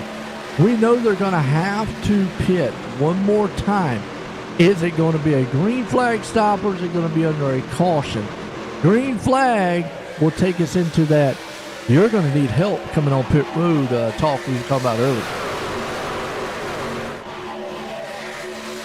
Oh, for sure. I mean, this is going to be the time where you're calculating how many laps of fuel you have and then how many laps are left in the race. Usually it's going to be a good idea to start planning your pit strategy now and then just hope for a caution so you don't really have to worry about it. And if you got some teammates out there, get up with them and say, look, it's kind of the area that I'm looking at, because some guys might be a lap or 2 different, some might. So, definitely want to get up with the teammates up front right now. Burnett, Katina. Now, we talked about guys who want to be out front a lot. Joey Katina is one of those guys. I do know from past watching him, he loves being out front. Okay, Greg Mitchell's another one there, too, in this league, what I saw last season, loves being out front. But on the flip side, we go back here. Remember Tanner Marr? Remember I was talking about him earlier in the race? Still back here in the back. Got some others, his teammates back here. Larry Bell back there with him, too. And Dustin Ping, I think, is also there also. But those guys back there running, it's still early for them to try to make a move to the front. So they're playing that strategy game of if a big one happens up front, maybe we can miss it, and then start making our move to the front. Because they've just been riding back there. Yeah, I'm kind of curious because we have what's his name here, Heinzman. Cody Heinzman. He's with TNA Motorsports, and he got a couple of his other teammates, Amanda Sherman, and then we got Philip Van Vliet. And they're all running in the back, so it's going to be really curious to see what kind of strategy they have with their teammate up in top 3. Yeah, and that that's a good point. Now, well, never mind, they're crashing. Oh, it's a big one. It's a huge one. Oh, and we just talked about Amanda Minute. She just got involved with that one too. Try to go in here. That was weak.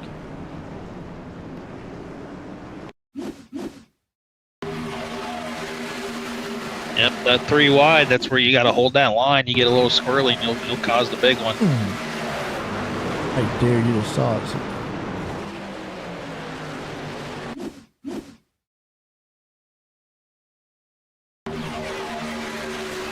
3 wide, just kind of sandwiched each other together, and 65 almost went 4 wide. It looks like we got Joe Hudson caught up in that one again, too. He's not happy at 91. Oh, and Amanda just got hit in the back. We're just talking about that backpack, remember? From a different angle here, you can see this is that pack we were talking about with Tanner and them. Tanner might have slipped through this barely. I don't know if he got tagged in here or not, but it's not 100% given that you're right in the back, you're going to miss the big one. It's just something that you like doing. It gives you kind of a false sense of security. You can see right there, just ricocheting off of it. The wreck starts in the front. Yeah, Amanda tried to slow up. Looks like Eric Anderson made. So Tanner might have got bumped a little bit. Let's do one more time on his end. If he did, it probably didn't hurt the truck too bad. I think he got slowed down enough here. Just typical plate style racing, like what you just said right there, Brett, man. 3 wide going wrong, and guys up there just. You got to give a little bit too early on in the race. I mean, obviously going last lap, forget about it. But right here, you see him slow up, slow. Looks like got it in the door, so I don't. Right there's a scary moment. But yeah, I think he's okay. That was And that's exactly what we were talking about right there, that he was hoping would happen. Stay in the back so that I could avoid a wreck like that. Because who knows, if it had been a little closer up, it might have been a little more worse for him, what it was. He is on. Oh, he's back out. I think he's okay. I think Tanner and those guys in the back are okay, but unfortunately, got some guys on pit road. Mike Reeves. Unfortunately, Amanda Sherman, we were just talking about her. Got caught up in it. Jackie Brahman, all still on pit road. Joe Hudson, that guy, he's probably going to think about a sponsor change after this week. I don't know. Maybe put tissues on that thing because it'd make it a lot softer. Yeah, so he doesn't get hit as much or something, because he's just been ping-ponged around all night long. But yeah, with several trucks still on pit road, just right here, Larry Bell. Looks like pretty much all the ones that were involved still on pit road here. And this puts 25 machines on the track right now. As we came out here with 43, 25 are still running. Everyone else still on pit road getting damage taken care of. Attrition, definitely, man, doing it. And sometimes you have like little small wrecks here, Brett. But then sometimes you have those either mini big ones or the big one. And I think we've seen a couple of the mini style big ones. Yeah, I think for strategy purposes, this is kind of where you want to be more towards the front of the pack, just because things get a little dicey behind because everybody's trying to push to get to the front. This is where I would want to start trying to be up within that top 5 to top 10. And we talk about pit stops. Still, to me, would be too early, even though we are sitting, lap 70. Yeah, we're way too early. I mean, that's 30 laps. I think we saw them go, about 25, 26, give or take in that area. I'm thinking you want to at least get to lap 80, maybe 78 before you think about coming on pit road. Nobody did.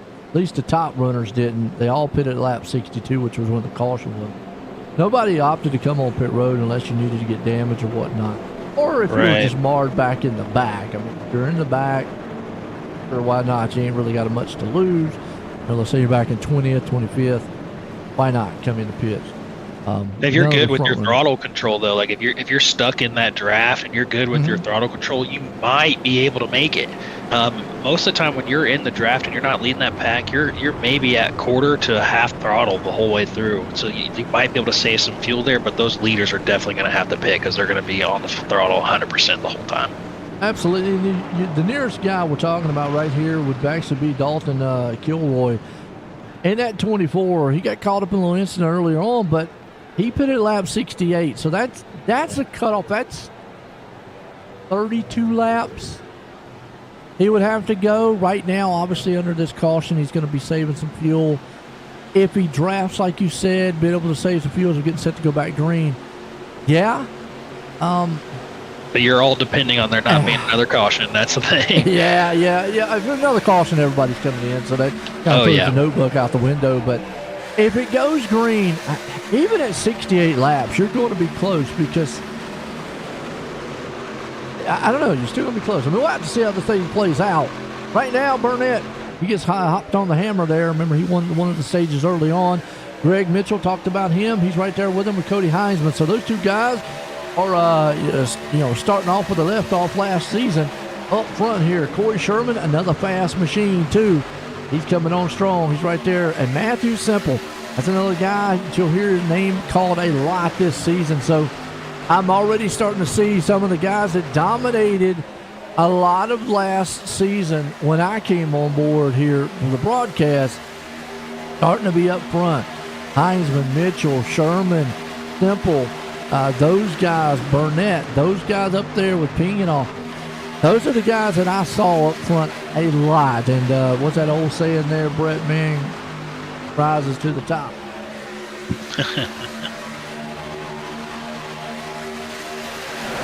But it must be one of those old school sayings. I don't think I've ever heard that one. They said it back. I'm an old guy, Come on. Most of the people nowadays are a lot younger than I am, so I'll admit it. It's been a good race, and even though, let me just kind of backtrack on that too there for a second here, Brett. Even though I talk about those guys coming to the front, this still is a track that anybody can win. We're not going to take it away from, Tanner Marr back there in 17th, Eric Anderson back in 16th, Thompson back in 15th, Andrew Chapman back here too. So any one of these guys back there could fully get back up here to the front at any time and win this thing here tonight. So just because I might, those are the names that I've seen a lot last season, up front. And this is still a plate race. And if they keep that up, they're not going to be up front for long. Woo. Yeah, the number 3 of Corey Sherman got really lucky right there, not clipping that right rear of his. Trying to play his Earnhardt there. Yeah, that checked up the field a lot. Man, it paid the price there. Kind of saying that looks like in that number 5 machine, Steve Burnett. Remember, he was up front. He paid the most price in that one. Had to get out of it. Luckily, he was able to get back in line, back here in 8th place spot. And that wasn't as big as it could have been. We've seen a couple close calls here tonight. Right now, it's all Heinzman. You see the outside lane trying to form back up though and get to the front. Yeah, but we got Cody Heinzman and Corey Sherman. I mean, they're teammates there, so I definitely see them going to be racing clean with each other and just trying to get to the end and then drag race for that finish. And a lot of times you talk about with this being teammates like they are, Sherman, Heinzman, one control the inside, one can control the outside, and that's team racing for you. I know that's a controversial thing that a lot of people don't want to talk about. In plate racing, you almost have to do it. It's just a given. Maybe we got to. Ooh, you simple Kool-Aid man. I can see what happened here. Yeah. Simple actually was kind of here, so I didn't see him go sliding off anywhere. Pretty wide right behind him.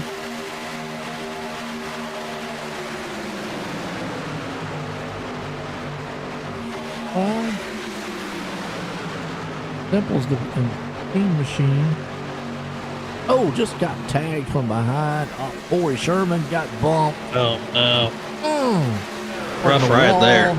And Tanner got involved with that one.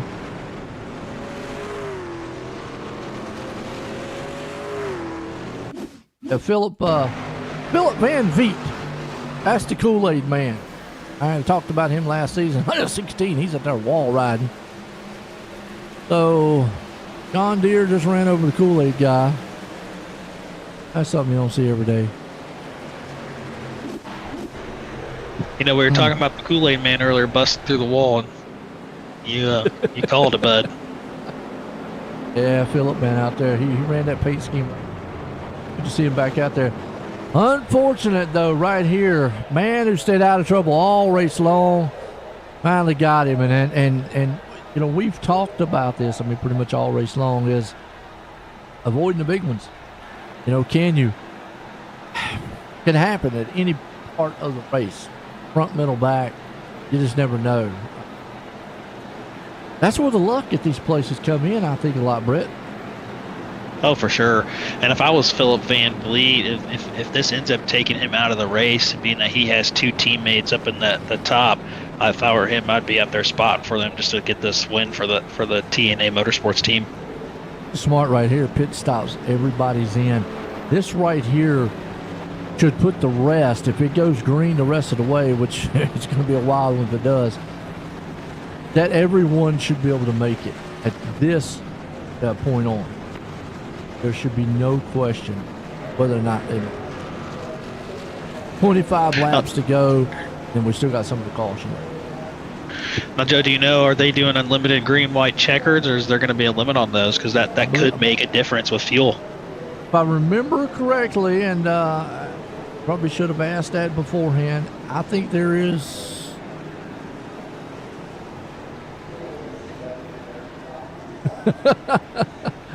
Just something to bring up. I mean, if we one get of them into has unlimited. I know one of my leagues have unlimited.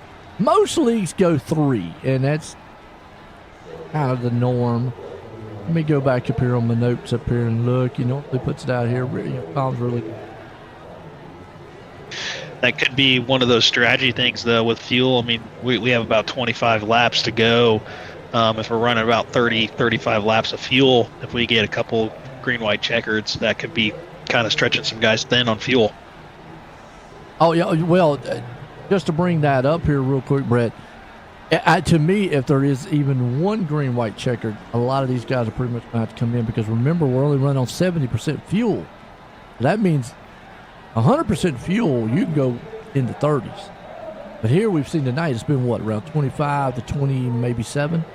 That they've been able to stretch it? Yeah, so yeah, they're right there on the limit if this thing goes green. But I feel like if there's a green white checkered, you're definitely, not to say there won't be that gambler out there to do it, but I pretty much going to say you're going to have to come in. I mean, this was a no-brainer here to come in. Obviously, absolutely. Under these pit stops here, or under these cautions, excuse me, you're just riding. You're able to save some fuel. Guys might clutch it. Sure, yeah, right there you go. He's clutching, so he's saving. And under caution, I always like to say, Brett, and it's not exact science, folks, but under all these cautions, you might be able to get at least a lap, maybe 2, of green flag running under a full set of caution. Usually I say at least a lap or so. So by saving a lot of fuel, you're either going to hit the clutch, or looks like he's actually in 4th gear. And the reason I know that is there's two ways to do it. You know this, Brett, by driving is obviously you can have button boxes. They can flip the switch, cut the motor, flip it right back on. Or like what he's doing, he's just mashing the clutch in and let it drop down to 1,000 RPMs. If you drop down to 0, you know he's cutting the motor. Don't know if we have anybody doing that. He's Heinzman out front saving. And it'll be kind of interesting to see how this goes with the 2 leaders here that are still teammates. They came out together and are going to be in the 1 and 2 position here for TNA Motorsports. Any good moves tonight? Oh, there've been some awesome moves tonight. I mean, they're outstanding saves we've seen tonight. Brett, hey, look, man, we've seen some guys, man, up here that probably should have wrecked, that held on to it, and we were probably up here gritting at my teeth, man, saying, going, how in the world did they save that? So we've seen some 3 wide, 2 wide, wild action.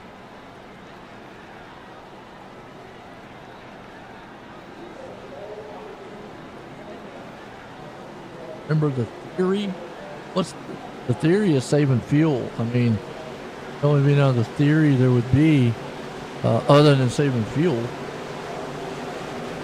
Some magical theory that I'm missing out there, Corey? I don't know. Hey, you see what Cody did right there? That to me, I'm going to say, is almost a no-no on a plate track. You do not want to get way that far out, because you're going to see Dustin Peen come up on him like gangbusters right now. Luckily, he's on the outside. If he was on that inside, they probably would have come shooting right by him. And I think you were calling that strategy earlier. Those 2 teammates could just handling the top and bottom line there, because honestly, if I was going to be Cody Heinzman right there in the front, I would have came down on that bottom line if that was me, but his teammates right there. Yep, and you see it right there. He comes down with Dustin, and meanwhile he's going to leave the outside. That's your man, Ed Jurgen. He's coming to life up top. So I'm down, Alex, out there. Ain't over with yet.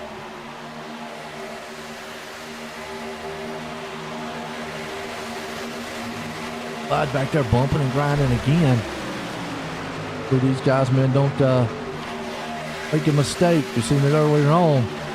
Meanwhile, it's still all Heinzman out front. He's got Ping on his back door. Sherman's right there along with it. Jurgen's commanding the top side. He's going to see they're going to have to kind of form up just a little bit better, maybe to get that top side going. This is what I was talking about. The high side needs a little bit of help.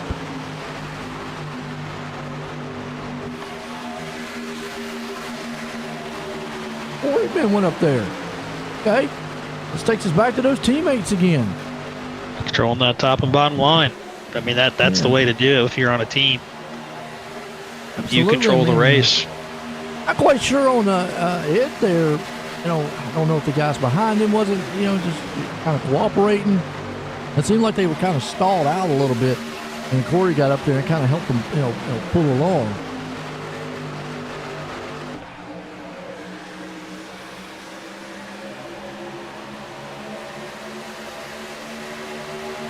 Got 20 to go. Interesting. At this point, normally I would say on most tracks, Brett, hey, if the business is about to pick up, run what you run. This track is still way early. I'd say you don't get to that point until maybe less than 5 to go, and maybe even absolutely 1 or 2 to go. But at this point, you do want to start thinking about what I got to do to get to the front. If teammates there, look, guys, what do we do? Especially back here around about 15th place spot where Joey Cattina is. Remember, he was up front. What do I got to do? Sitting here in 16th. Do I want to start making moves to maybe try to get to the front? Want to work, or just want to be patient, see if things kind of open up for me? So you start, I think at this point you do start thinking about things like that. Oh, for sure. I mean, it's a big gamble. I mean, with the way that they're running right now, the only thing you really could do is maybe try and find an opening or take it 3 wide, but that's just it's a big risk to take this close. I mean, we're not close, but towards the end of the race, that's going to be more, like you said, lap 5. 5 laps to go. Up, Legend. How you doing out there? Well, great. You guys are doing a lot on the track. They're thinking about how to get to the front, especially with Joey sitting back there in the back. Meanwhile, though, it's all Sherman up front with Heinzman, the teammates out there controlling the field. Ed Jurgen up 38 spots. He's talking about all race long. Don't really matter where you qualify. Well, he's up, like I say, 37, 38 spots. Dustin Ping up 29. Those two guys have just brought it from the back to the front. So it gives you hope, Brett, that, hey, look, doesn't matter where I start at here. I can win this thing. Oh, for sure. And it's probably going to be with 10 laps to go, you're going to start getting those butterflies and start getting real aggressive. Yeah, that's when you really want to, all right, if I got a teammate. And that's probably where you're going to see Corey and Cody up there really start thinking about commanding that top and bottom lane. If that's what their strategy is, to keep some of those guys maybe trying to work together. At a point like this, though, Brett, I don't know. Really, the only options you have right now, because at some point, you're just riding. There is nothing you can do. Like, for instance, with the 81 machine right there, I believe where Dustin Ping is, there is nothing he could do. If this was coming to the checkered flag, hang on, Cody, because I'm pushing. That's all it is. Because he can't go high and he can't go low. So at some point, unless you're way up on that top side and going 3 wide, I think that's the only option. Oh, absolutely. I mean, the really only thing you could do is try and push that top line up to give you that space in the middle, and just kind of hope somebody comes with you to push you to that finish. Hey, doing good up here, man.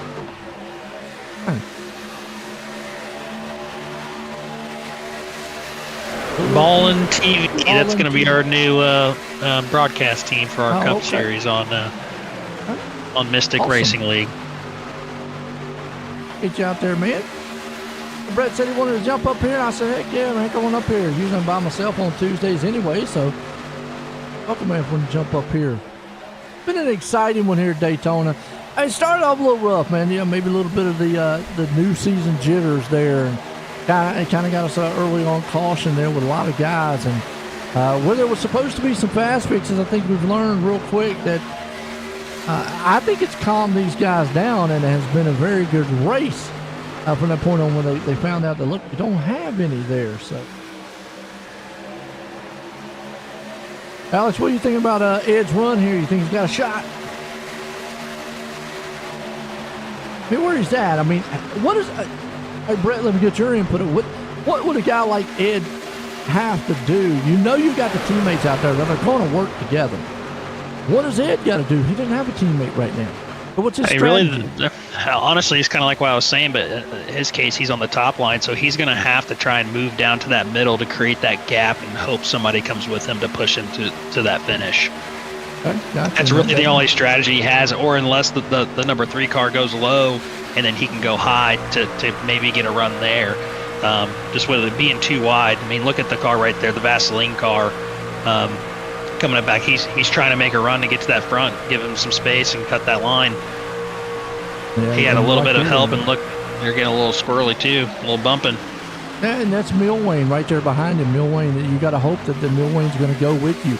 You do see right there back there in the back, they are 3 wide, so they are trying to form it up, and we are getting to that point. Like I told you, it's getting to where the time where, okay, I got to figure out how to get to the front here. So maybe take a chance here and there. It's still early for me to be over aggressive because you still could get taken out of this race, man, and that's the one thing that you don't want to happen is getting just taken out in the back here by miscommunication. Bergen going to win. The best thing that Okay. he could do would be to go to that middle line as soon as the 3 car goes up, and then everybody below him, everybody behind him follows, and that 3 car will just fall back. No doubt about it right now. You see, though, we do got a 1 truck man on the top side on 3 wide. He doesn't have any help. It's the 84 machine. That's actually Andrew Chapman. This will be the perfect time for 92 to go up and get that push. Yeah, he did, He could man. get some And, help. well, Corey kind of blocked it a little bit for him. I think, that was a good, Ed had the right idea there, and I think for the moment had the opening, but might have hesitated just a little bit, and it gave Corey the opportunity to throw the block. Yep. That's another thing too, man. A little early for the block, and here's where lap traffic really is going to get involved. To me, this is where lap traffic kind of. Oh, there we go. turn. Oh, and that's the leader. That's the the front big one, of the buddy. field. That is the big one. Wow. Ouch, took out both the leaders. Yeah, both the teammates right there. Let's go back. Kind of look at this one again, and we were talking about it. A little 3 wide, maybe a bump draft going wrong. Ow. Missed. Good shot. Looks like Ed on the inside just barely flipped. Oh, Ed goes around 2. Like you said, the leaders. Man, took out a lot of good trucks up front. Absolutely. It looks like this is where that kind of strategy of kind of laying in the back comes into play. I mean, look at the 84 of Andrew Chapman. I mean, he's going to be running in the front now. He missed it. Just That was the exact same thing that happened at the real Daytona 500. yeah, the bump Almost right there, which that exactly. was good. That was good, but it just looked like, I don't know if the 3. I mean, let me try a better angle. Might have came down a little bit.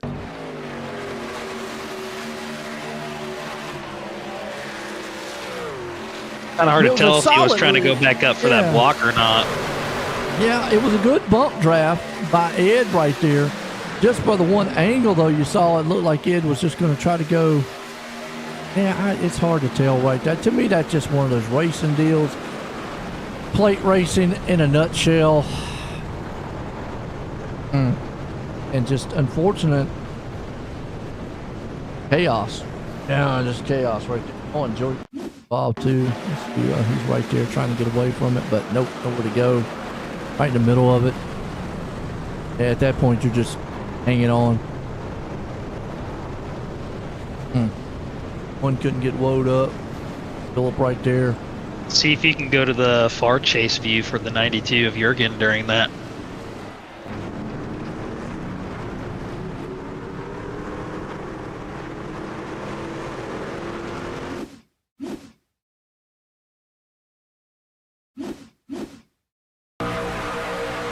Yeah, it was just so close, so fast between the 2 up there.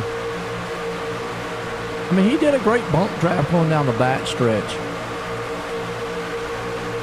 Right there, good bump draft. Like he was thinking about maybe going on the inside and just Corey was coming down. They just kind of met in the middle there, man, Brett, and just chaos. Yeah, Jurgen had it really going for him. That's a tough break for him at the end of this race. Yeah, just two guys going for the same real estate, and unfortunately, I mean, it's. We called it earlier on. You know, plate racing in a nutshell doesn't take much, and then the next thing you know, boom. So, what's going on out there?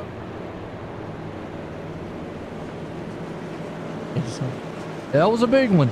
That one right there could have been even worse, but it was pretty bad.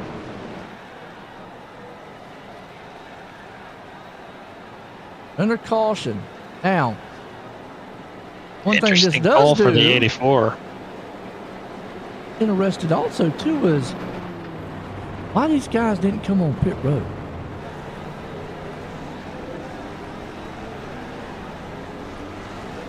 I mean, I get that the caution's going to help them fuel-wise. We talked about that before, but still, I mean, which again, I'm going to say, you're back here in 15th spot. You know, you see Phillip and all. He came on pit road. He's going to be first with Dustin Peen. Sure. Why not? These guys are definitely going to make a green-white checker, no doubt about it. Not saying that Adam and them couldn't make a green-white checkered attempt. These cautions definitely will help them. I mean, they are saving fuel up there, but it's still close. It's still close. I'm gonna say if we was to go the distance on green white checker, yeah, that would be close. Yeah, I'm curious to see how this plays out, being that none of these guys here in the top 5 or even really the top 10 are on any sort of team together from what we can see here. Chapman out front, Gibson there with it, Caldwell, Burnett, Milwayne. This jumbles up the front side here a little bit, don't it, Brett? Oh, for sure. It's definitely going to be a very interesting finish here with coming to about 8 laps to go. Still could have some green-white checker folks, so hang on. We can still have some wild moments. You know, so it's not over with. Fasten up your virtual seatbelts out there. Gonna get good. Got like Monster Energy and Flamin' Cheetos. I don't know how good of a combination that is. Well, that's the best combination you can get. Well, maybe for your age. For not, me, that's not already, even my age anymore. look, To be honest with you. That hurt my stomach thinking about it already. Good night. Woo! That's Looks like we got the lights off the pace car, so we should be coming back to green. Yes, we are. Pace cars in, going green. Chapman, Gibson up front to the start of this one. Be 8 to go. Cross that line. Remember, you got to be all patient. Don't want to get jumped out there too far. Caldwell right there tucked up behind. Looks like the front 3 machines, the inside lane didn't get going with Milwayne back there. No, actually, who is that? Who did not get going to 96? Oh. What truck that was on the bottom, but he just did not go. And that just kind of really checked up the field. You see him back there too. Oh, Brett, here's where we get man excited. Look at Joey Gattina, got involved with the wreck. I told you he loved plate track racing. But look at this, he's back up to 7th. He's trying to bring that thing up here and win.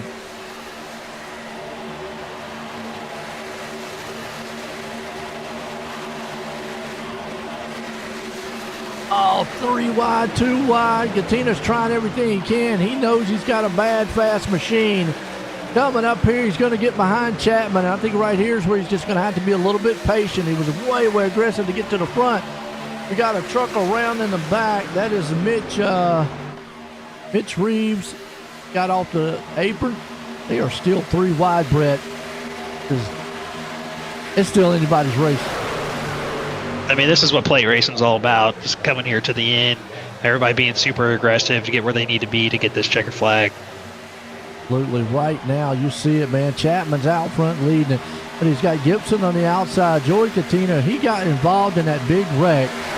Luckily, did not get too much damage to his truck, but has actually been able to drive that thing back to the front. He was just coming through there, man, like a bowling ball. And right now, sitting in second, Ricky Thompson sitting up there in fourth, Dustin Ping back in the mix in fifth. Cody Heinzman, remember, he was up front. He's right there in sixth again. So a lot of these guys, man, are back at it. They're going 3 wide up to the front. We got a new leader. Joey's going to take it to the point.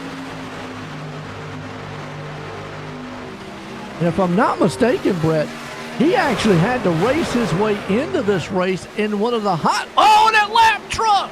Are you kidding? Oh, It's such a terrible thing to do there. Yeah, I got to put that one on the lap truck. That, I don't know what he was thinking. I'll obviously let race control deal with that. Let's go back and watch, though. Wow.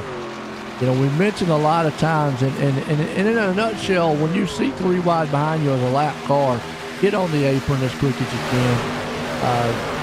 Somebody should have been telling him at that point, you've got the pack coming in, they're 3 wide, get out the way. That's on the 50. Yeah. That's on him. Absolutely. I usually don't call driver out. You don't say anything. And again, you know, race control obviously is going to take care of that one for us. And the 51 actually was, who is that? His number's probably different from my end here. Yeah, I'm not seeing a 51 on the board here. Yeah, I don't know if that's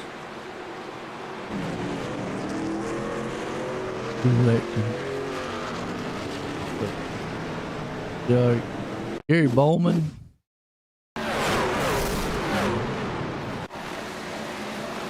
Yeah, it's just such an unfortunate thing for those guys that were on that lead lap, just racing for the end. I mean, it's just something you can't control. I mean, it's all going to be down to that lap car just to get out of the way. I mean, I understand you're wanting to race, but you're not going to be in contention for the win here, and you're just taking that away from all the other drivers here when you're making a move like that. And it is unfortunate. And again, you know, I'm not preparing, you know, down any drivers or whatnot. Obviously, you know, the admins, race control definitely is, but if you see a mistake like that on track, and that's a huge mistake. I mean, we're in a nutshell, that was a mistake. Somebody probably should have been, or better situational awareness comes up. You're 3 wide. The pack is coming up on you very quick. Get on that apron somehow, some way, but don't. That's a tough one right there. That's just a tough break.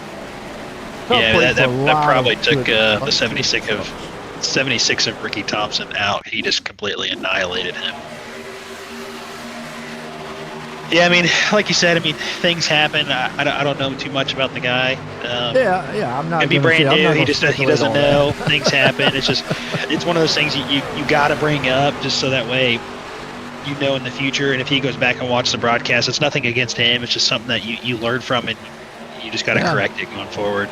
I mean, and that's why I always bring up the fact is I let admins and race control take care of it all. But I mean, obviously we saw it here firsthand what the wreck was, and unfortunately highlights don't lie on what we saw there. The lap truck just didn't get out of the way in time, and unfortunately the field coming 3 wide, and bam, taking them out there, and that's going to probably set us up for a green-white checkers here for number 1. So as a broadcaster, I've learned over the years, and I think I've even brought this up to Brett, is look, I'm not race control, and I'm not even the admins up here, so well, Mikey, you know what? Why you got to be loved as a fan? I'm unbiased up here, so I'll tell you like I saw it. Lap truck, middle of the track, pack coming. Guess what? He didn't get out of the way in time. Boom. It is what it is. I mean, I read Mikey's comment too, and I think with me personally, being new to iRacing, that could just be something that they just didn't know. That's me showing some grace in this situation. Do I think it was acceptable? Absolutely not at all. No. But I don't want to sit up here in this booth and just harp on one person and get him feeling some type of way where he doesn't want to race again. But yeah, show him some grace. I mean, it is what it is. Accidents happen, and I bet you money in the future it won't happen again with him. Yeah. I mean, and that's like I said, I go back. That's where the admin, the owners and stuff like that, they'll take care of that one at the end of the day. In the booth, it's not our job to. We call what we see on the track. I will call out guys who stop on the track, and I'm going to agree there with Brett. Do I think it was a bad move? Absolutely. Do I think it was anything intentional? I don't know. I wasn't in the truck, so I'm not going to speculate on that part. Unfortunately, it was a bad wreck, and it took a lot of good trucks out. But we still got a finish here to go, and we got Chapman up front and Katina, who. Katina's got to be thinking to himself, how many more of these do I got to dodge to put this thing in victory lane? I mean, Brett, he's missed I don't know how many different wrecks here as we're getting set to go back green.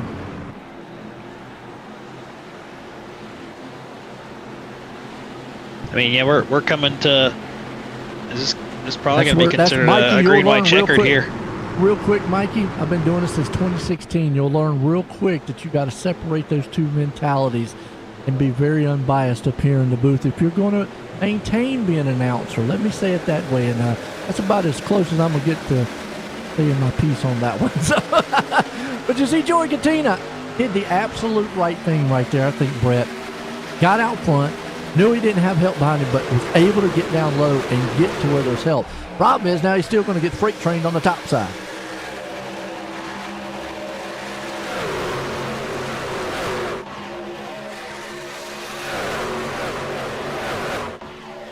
Well, this is getting interesting. I mean, at this point, I still don't know who's going to win this thing.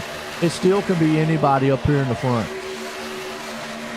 I mean, heck of a race for Andrew Chapman there. I mean, he was right in the back pretty much the whole time. He missed that not this last caution, but the caution before, which sent him to the lead. And that's again where kind of strategy kind of comes into play. I mean, you really just got to watch for the wrecks and make sure you're not a part of them. And that's kind of how you get up to the front. It's just a matter of luck. Absolutely. Right now, coming to that white flag. Yeah, now here's the thing is, white flag, I always say, it doesn't matter. The whole field can kill themselves at this point. It'd be whoever can push the truck to the front, because it won't be a caution. Now it's the race. You got Gibson up front, Chapman there with him. Katina, does he have help? Katina's stuck where he's at. Remember, I talked about this earlier in a race, Brett. There's nowhere he can go to come in turn 3 and 4 for the final time here tonight. But to kick off the season in the Cyberr Thunder League, who's going to be able to win this thing coming to the line? Or are they going to kill each other coming to the line? We're going to see. Chapman's got the help. Katina's going to go to the outside. It's going to be a drag race to the finish. It is. Who's got it? The wrecking behind him. Oh, and man. it looks like Chapman looks like it's got Andrew him by Chapman. inching. Wow, are you kidding? Well, I tell you what, the wrecking behind, but Joey Katina did everything he could to try to get up there and take it away. Awesome race to the line. Dustin Ping, look at that, up 29 spots to get third place. Remember we were talking about earlier, anybody can win this thing coming from the back? There you go. Chapman up 13, but woo! I tell you what, Brett. What a finish. A wild one. Such a photo finish, too. What a great way to end that race. Crazy one. Well, give you one more view here, folks, of what it looks like coming to the line here. It's a checkered flag coming on the back stretch with final time. Chapman's right there. He had just enough of a push by Katina coming out of 4 that by the time Joey got to his side, they were able to side draft to the line in a drag race. Yeah, right there, coming out of 4, I think it helped him a lot. That little bit of a push right there. And then Katina tried. If he maybe would have had somebody behind him, but look at that to the line. I mean, that had to be every bit of a thousand to 2,000ths of a second. Oh, wow. Absolutely. I love it. Gonna burn it down out there. We're gonna get some of these guys up here and get a word with them. Ping up here already, and I'm trying to ones for us. But man, I hope y'all enjoyed that out there. And Brett, man, I appreciate you being up here in the booth with me. Oh, absolutely. I had It's a great been time. awesome, man. Oh yeah, it's good to get a different perspective and kind of, you know, get it, Andrew, him to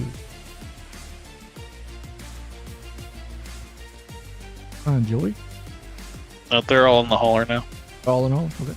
I'll tell you what, I'll bring up the third place man here, Dustin Ping. You want to get a word with him? Yeah, absolutely. Go ahead and bring them All up. right, bring him up here.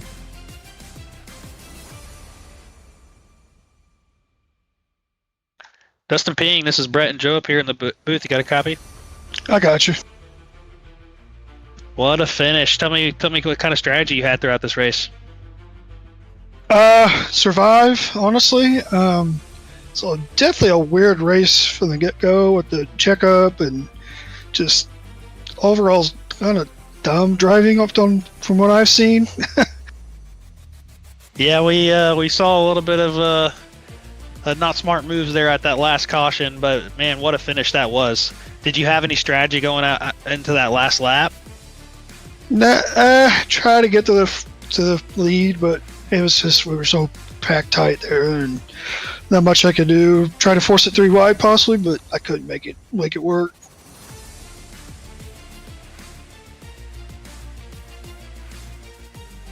Joe, you still with us? I'm still here. Well, Dustin, we watched you out throughout the whole race. Looks like you had a good run. I mean, in regards to fuel, was that causing you guys any issues? Were you worried about that? Is any sort of pitting strategy that you had to deal with? We were kind of waiting to see what was going to happen, and the cautions fell at the wrong places, and we just topped off. And then I topped off that last caution, so I knew we were probably going to have green white checkers, but we didn't have any. So. Gotcha. Well, hey man, good job on that third place finish. You want to give out any shout outs for tonight? Yeah, I want to thank Amanda for sponsoring the race, Tom for putting it on, and I want to thank the Conrad Group, Pink Precision Auto Glass, and Activa. Awesome, buddy. Well, again, congratulations. Thank you.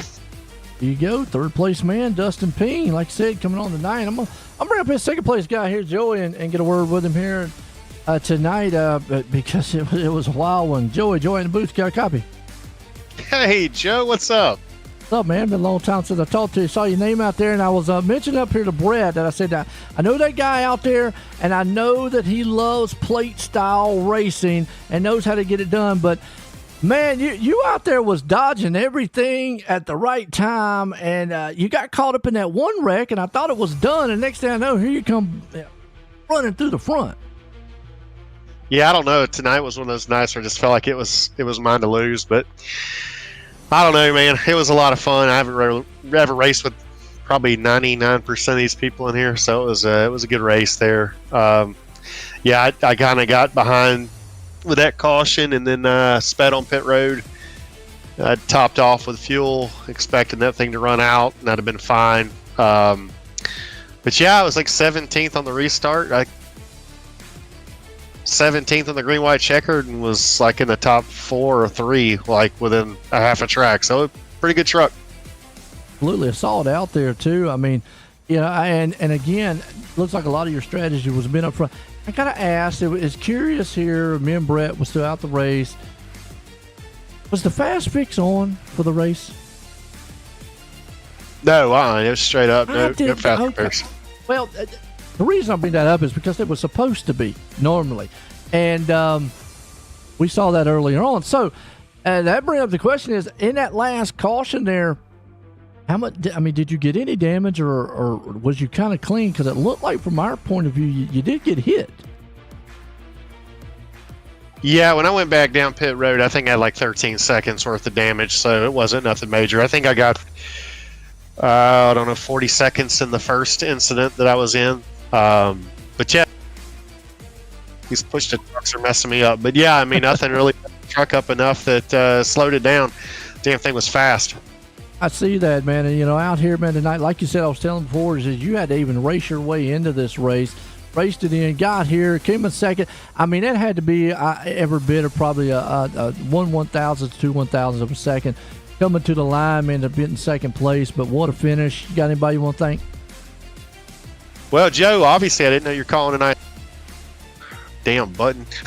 So I didn't know you were calling the race, so definitely you, man. I appreciate that league. I know they had a sponsor here tonight, so definitely want to thank them for that. But no, I was for the most part, all the guys up front raced clean. The 84, got to give it to him, man. I had him pushed out there enough that felt like it was over with, but he apologized a while ago. He said to turn into you. It was the only way to stop you from winning, but just come up a little short. But man, we had a blast tonight.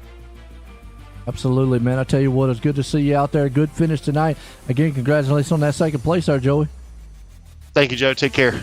There you go, Joey Katina, man. Well, Brett, that again, wild finish, and he probably had the most adventurous night of probably anybody out there. I mean, getting involved in 2 wrecks, coming through the field like he did, and then almost winning this thing tonight. But this man here, I'll bring him up here and let's get a word with him. Andrew Chapman was able to avoid it all, stay out front, and win it by, mere inches. Hey, Andrew, it's Brett and Joe up here in the booth. You got a copy? Hey guys, got me? Sure do, man. What a finish, photo finish there. How do you feel? Oh, what a fantastic race there. You can't ask for a much better finish than that right there. That's amazing. That was a lot of fun. Oh, absolutely. Yeah, me and Joe talked throughout the race about what the best strategy is here. For me, being a driver myself, I mean, to me, I thought best strategy was kind of just coast through, kind of stay in the back, avoid the wrecks. What kind of strategy did you have this time? Usually I like to stay up front, but for once I stayed in the back for the most of the race. I tried driving up to the front one time mid-race just to see what it was like and what we could do. But other than that, I stayed in the back till, 15 to go, and started working my way forwards, and it worked out. Yeah, we saw you coming up to after that caution. You made it by clean, and then you end up coming up in the very front. So I was kind of really watching to see how you play the rest of the race, and it worked out for you. Did you have any sort of strategy when it came to fuel? I was saving under yellow. I was good for 2 green-white checkers. If we would have went to 3, I wouldn't have made it. I would have had to pit. Yeah, it's something that me and Joe talked about. Well, yeah, man, great job tonight. That was a great finish. Definitely a good photo there. Make sure you get a copy of that and save that to your phone. Anybody want to give a shout out for tonight? Just Tom, for the league owner. This is my first night with this league. I didn't even know about it till a couple hours ago. So thanks for having me, and I'll be back next week. Try to win another one. Awesome, buddy. Well, we look forward to seeing you again. Congratulations. You have a good night, man. Thanks, guys. Appreciate it. Absolutely.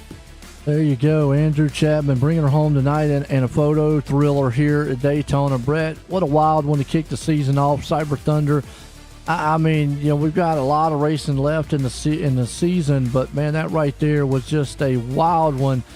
And any final thoughts?